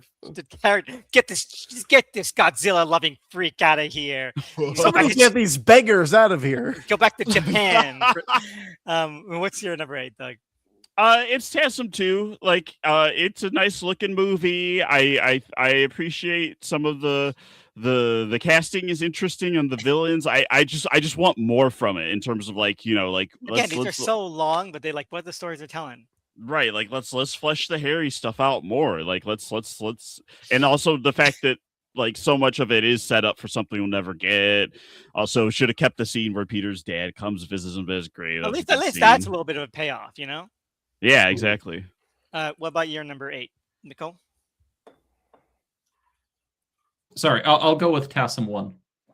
Okay, you know what? Now we're seeing some convergence here, man. That's equilibrium. good. Yeah, no, I feel like we're like on a level here. Look at this. This is great.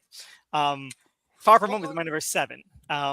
Again, I like the sitcom nature of it, but again, this is like 2.5 hours. It'll be much better as like 30 minutes. But you know what? It's the best that these get, and then especially mention number 7. Also, if we're talking about symmetry, right? Like, I just wanted to talk about Doug and Mikhail, right? Oh my they're just God. nailing it, you know? Like you guys are just like in simpatico. But when it comes to my next pick, it's going to be Spider-Man Homecoming.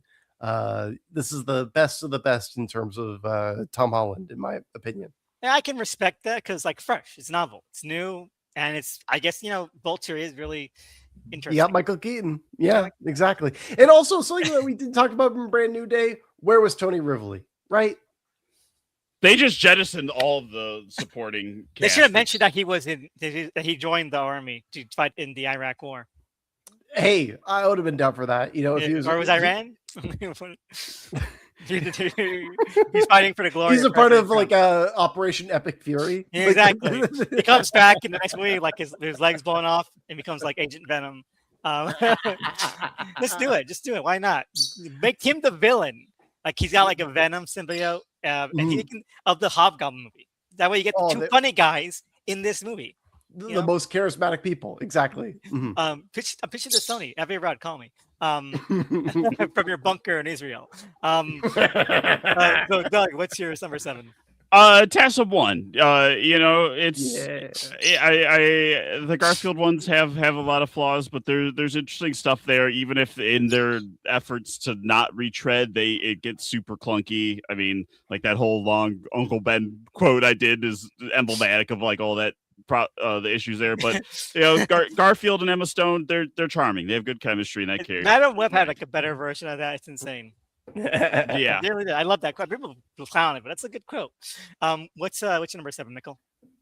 This is a tough one actually. I'm. You know what? I think I would put Madam Web there. Yeah. Ooh. Well, now we're getting into the good stuff. I think the top 6 is going to be like where we get like the actually stuff we enjoy watching. I totally agree with that. I would say that everything going forward is a good movie, in my opinion. They're enjoyable flicks. Yeah. Number 6, TASM 1. You know what? I think I turned the most around on this one in this rewatch. Like, interesting. I really just dig it. I dig it. I wish it was more of the death blow. What's the fuck of that movie? Death Wish? Death Note. Death Wish. Death Wish is more like Death Wish, like where he's like a real menace. He's going out like that's the solid club. Not the Bruce Willis one. Yeah. But everything else still really funny, still really goofy and campy. I really dig it.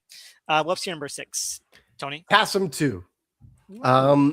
Honestly, this movie, if Madame Web didn't exist, if the Flash didn't exist, then this would probably be my placeholder of like, this is what a bad superhero movie in the modern age looks like.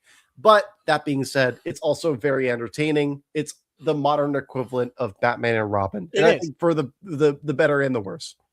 I completely agreed. What's your number 6, That Doug? movie was a camp masterpiece. Exactly. This is where I diverge the most from you guys. I do have Homecoming up this high. I mean, like the Michael Keaton of it all does. You're not diverging that much. Look where Tony has it. The Michael Keaton of it all, and even if Peter is so ill-defined in all those movies, that's the one where like there's an arc there that I find the most interest in, it kind of works for me. You just kind of wish that the other movies after it actually kept it. Followed up on that, because it's like that. I was like, oh, what an interesting place to start this character, and then we don't do anything with that. Exactly. What's your number 6, Nicole? Okay, I'm gonna put Morbius here. Oh my God! I forgot you didn't even have it. My God! Yeah, you activated your trap card. Yeah, sorry guys. But yeah, I find a lot to appreciate. I mean, you're more than me as Sony boosters. I understand this. Chris Hansen's just like, why did you have a seat? Just like he's just asking about Morbius. I'm just kidding. That's I get it because the deep history. Yeah, me too. I mean, I wish I could see the better version of that someday. But anyway, number 5, Madam Web, fucking Hell masterpiece. yeah. I love it. I'm putting it on my Christmas carols list. I really am. It deserves it. It's great. I think Uncle Ben is the nephew of Fred, which is like Galaxy Brain. Okay. Mhm. Number 5. What's your number 5, Tony? My number 5 is going to be Spider-Man 3, Sam Raimi's film. You know, like I don't particularly love this film, but like upon the rewatch for this series, I appreciated it more, especially in terms of like, you know, this has some fucking identity to it, you know? Like Especially Editor's cut is looking a lot better too. I still haven't even seen it, you know, It's like so just good. as is, you know, like I'm fine with it, you know. So honestly, if I could say anything, I would say this retrospective was a healing experience specifically for my opinions regarding Spider-Man 3. Yeah, I mean, I totally agreed. Doug, what's your number 5? Madam Web. Yes. I mean, yeah, I mean, I guess mine is Morbius, but my appreciation for the Sony movies did really increase on this rewatch of just like they went for something and it's a fun movie. It looks good. There's an interesting central performance. Like that's more than I could say than a lot of what's going on Disney's side of the fence, you know? So it's like, I agree. hey, oh. All right, totally good. Since they fucking are going for something. What's your number 5, Mikhail? Yeah, sorry. So this is where I'm going to plug in TASM 2. And also, I want to Hell say, yeah. you know, like, I got to say, I'm very happy about the fact that, yeah, there is definitely more TASM appreciation now overall Yes. as a whole. I mean, you know what? 'Cause you can enjoy them. Like, They've aged well. There's a very similar arc to that in the Schumacher Batman movies. Exactly. I feel like where they were ridiculed or fans were disappointed at the time, but then we grew to appreciate like the campier, like the flaws became the bugs became features. Exactly. I would rather watch Batman and Robin than any of the Ben Affleck films. I'm saying that on record. I agree. Yeah, I guess I agree with that. Although I do like Jeremy Irons as Alfred. Doug, can Batman not have sex with his father? Alternative to what you're saying. I just want to say that like one could argue though that it's more so that the merits of those films and their strengths and what they were going for became more evident and appreciated over time.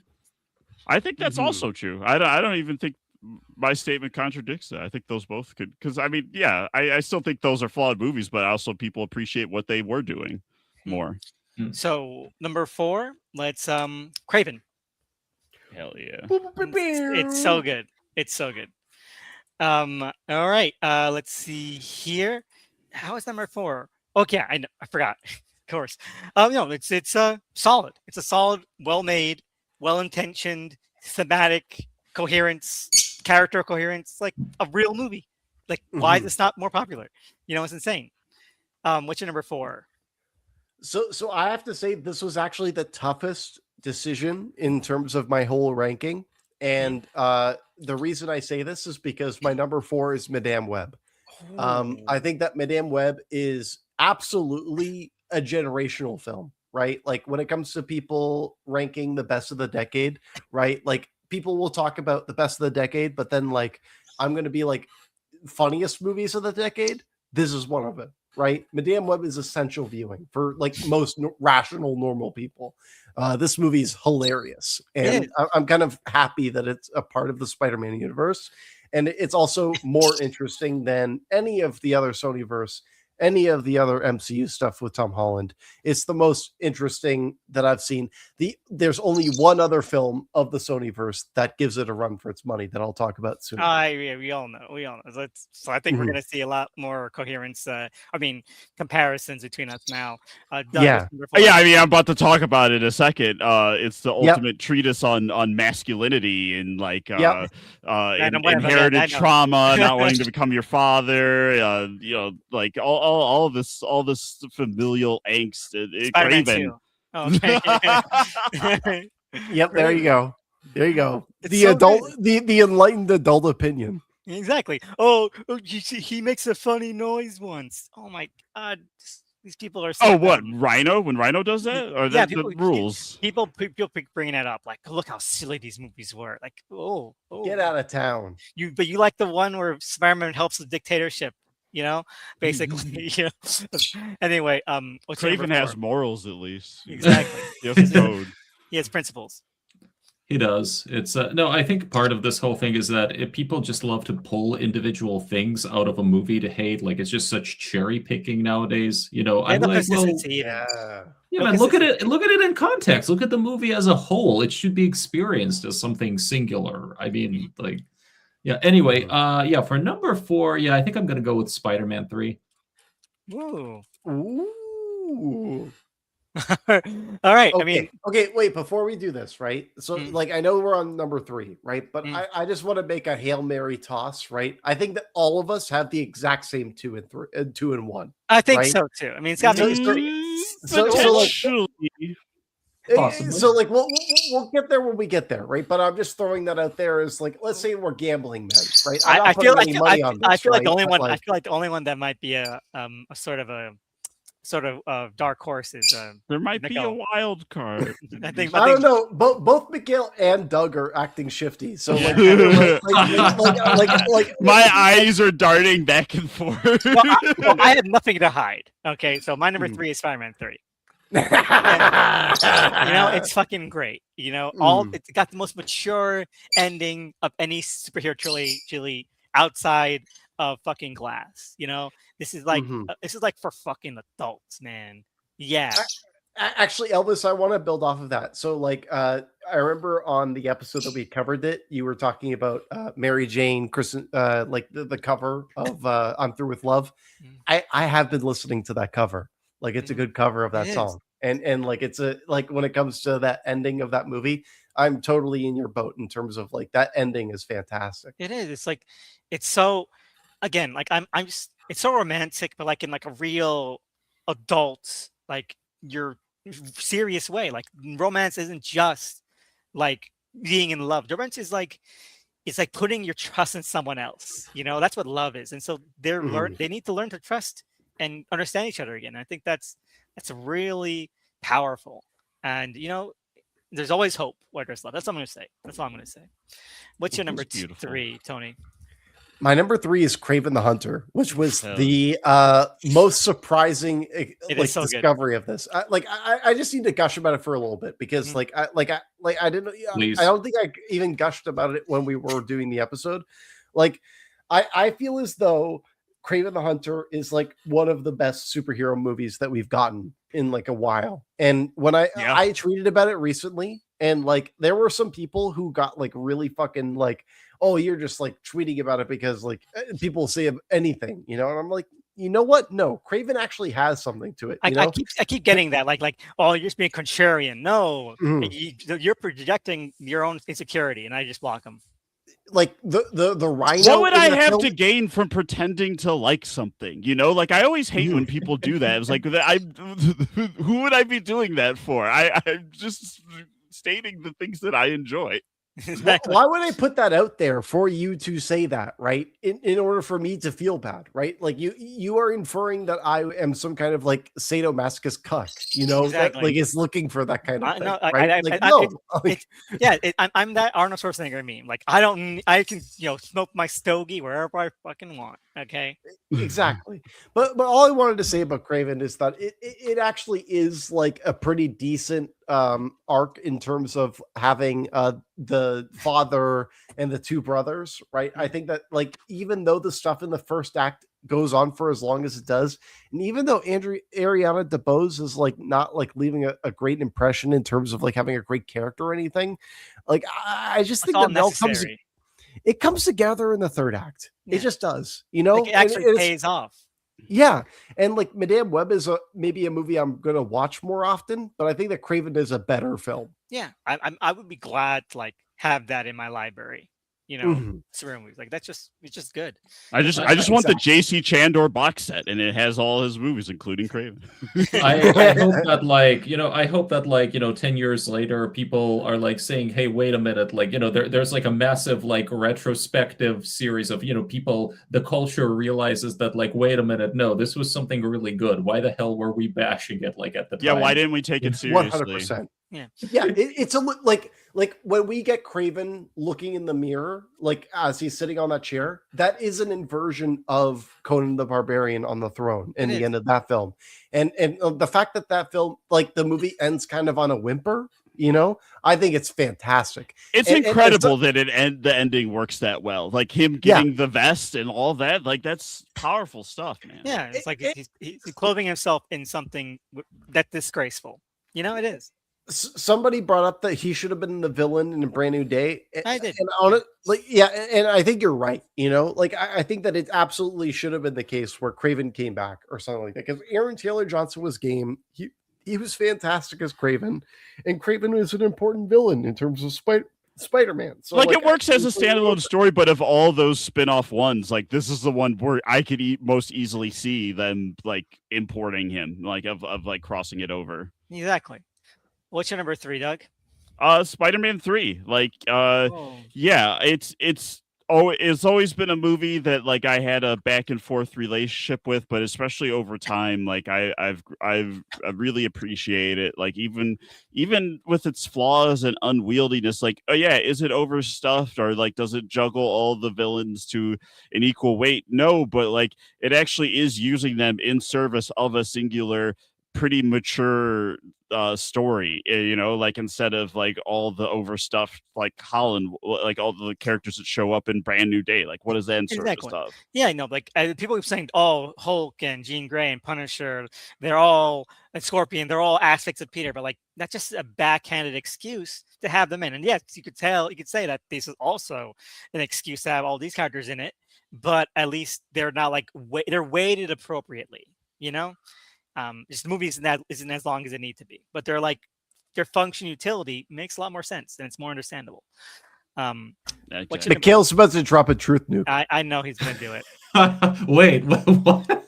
I don't know. We're ready for you to. What's your number 3, Mikhail? Okay, I'm actually going back and forth between Craven and Spider-Man 1, but God. No, that's completely throwing my opinion asunder. I was like, whoa, hold on. Let's go. Okay, choose, man, choose. Yeah, all right. I'll put Craven here for now. I'm just like for me, like the top 3 really are just that's like the S tier, right? Yeah, like you of can't course. really and I really do love Craven. I was like I think I was one of the. I think I was maybe the first person to tweet. People say Venom was a deranged masterpiece. I think actually, having seen Craven, I think Craven is the deranged masterpiece of the Sony. I like both, like really close. Like they're like right next to each other in my full ranking. Mm-hmm. Yeah, no, and I get that. Like, but to me, it's just out of all the Sonyverse movies, Craven was by far the one where they just said, okay, like man, like do it, make it like the thing, make it its best self as much as you can. Like ADR stuff aside, like the most uncompromising, the most like it's finally got an R rating. And I'm just like, damn it, I wish it made money because I want to see more R-rated Sonyverse movies. And and I want a sequel to this film. I keep like hoping for it. I am curious, like when the heck are they going to release that, like all that deleted post-credit footage that was obviously there. And I want to write. I'm planning. Every time I tell people I love Craven, people are like, "Wait, what? Seriously? How can you?" Because he. But that's the thing. You gotta sometimes like stick by your guns. Yeah, exactly. And I'm hoping. I hope to write about. Like I keep dreaming of writing a defense article of this movie, maybe this year, because it's like John Wick meets Aquaman. Like and I love both of those movies, and this movie does. That's such a good way of describing it. It is. Yeah, you're right. Well, it's better than Aquaman. It's better than any of the John Wick sequels. Well, so like it's a real fucking film. There's no octopus playing drums in Craven, but I do agree it's better than Aquaman. Look, to be honest, sorry, but I love Aquaman so much. I would think it's like a legitimate masterpiece. Just goes beyond, in my mind, the best of the DCEU goes beyond superhero. We'll say that for our DCEU ranking. That would be fun to do. To go. I would like that, because we've got like a lot of titles in there that we've never talked about. So Anyway, I'm sick. I'm sick that day. All right. So Alien. So Spider-Man 2, my number 2. Like, so you can. Yeah. Oh my god. I'm sorry. I'm gonna say for you already know what I'm gonna. You know what? I love it. I think it's fantastic. But I love the origin myth more. You know, Fair. I love Superman. My favorite Superman movie, Superman 1. Okay, same reason. You got it structurally down perfect. It's like a fucking fable. You know, Spider-Man 2 is a phenomenal movie.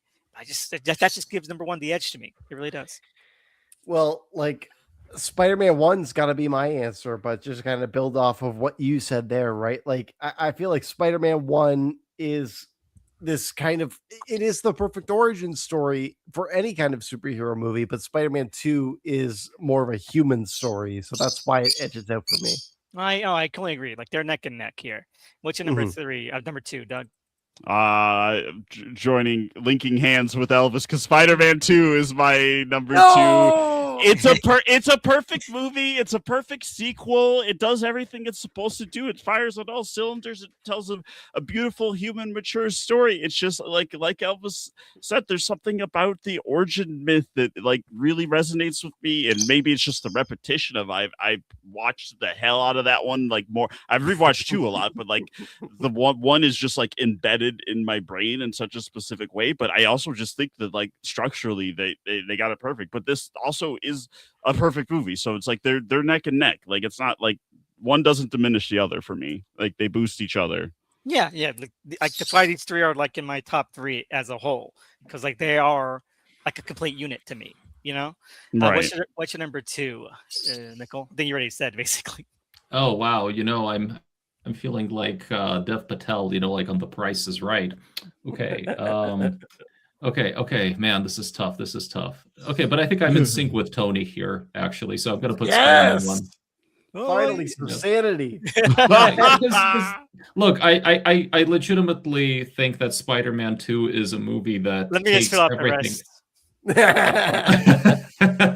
Yeah, no, because Spider-Man 2, in my opinion, does it really takes everything that worked about Spider-Man 1 and like builds on that and improves upon it. Like I just feel like I don't think Spider-Man 1 is quite perfect. I feel just, or I don't know, it's just like watching it and watching Spider-Man 2, and I feel the sequel really does best like the original. Yeah, I just feel that way. So for me, it has to be higher. I have to ask the question, right? Like you guys think that the raindrops keep falling on my head sequence is like lesser than anything? No, it's one of the best things in movie history. Like, but also it doesn't have a teacher who's played by an actor who's younger than the high schooler saying, "You've talked through that woman's entire presentation. Let's go have a conversation about how you listen." So, like, it's hard. But Doug, I gotta ask you the question, right? The power of the sun in the palm of your hand. Right? Okay, but I also have to say, back to formula. You mess with one of us, you mess with all of us. So actually, that's my one defense of Spider-Man 2. Spider-Man 2 has the sequence where like you have him doing the subway train and like all of the people see his identity, right? And they all agree to not reveal his identity. I feel like that's quintessential Spider-Man, right? Yeah, and I feel like it's all great stuff. It's all great stuff. But I would say like out of any of these movies, that's the one movie that has that sequence. You know what I mean? And that's why I think it is. It's a great sequence, yes. But again, Spider-Man 1 is just like I love the initial spark to things. So like it's like something it's like fucking a Promethean fire. When you watch something that's like the initial, inciting, flame, like the first season of Kamen Rider, the first season of Super Sentai that became Power Rangers, like the fucking Spider-Man 1, Blade 1. I love all these things because like it's just the first thing. Like so you can tell that they were putting something more into it. Because they didn't, because you don't know what's gonna happen next, And all our complaints about the Holland ones, like they got it on the first try with like Mary Jane and the supporting cast, like Harry are fully formed characters from go. So she actually, on that note, right? So like thinking back all the way to the first Spider-Man movie, right? Like that one sequence of like Peter Parker bumping into her as she comes out of the diner, right? Oh, Like incredible. no Tom Holland movie Phenomenal. could ever have a moment like Don't tell Harry. you know? Yeah. Right? Like again, because that would require MJ to have a life outside of being a damsel in distress. Exactly. And she's a damsel in distress. Again, people are like, but she's a damsel in distress in those movies. Yeah, guess what? But she still has a fucking life. And you know what? Mary Jane, always a fucking damsel. Oh, sorry, Michelle Jones, MJ, always a fucking damsel in distress. But there's no inner life. She can be Starky. You can see that she has like a personality, I guess. But what does that mean for her as a character if we never see that personality, be something that motivates her actions? We don't ever see her actually take any actions.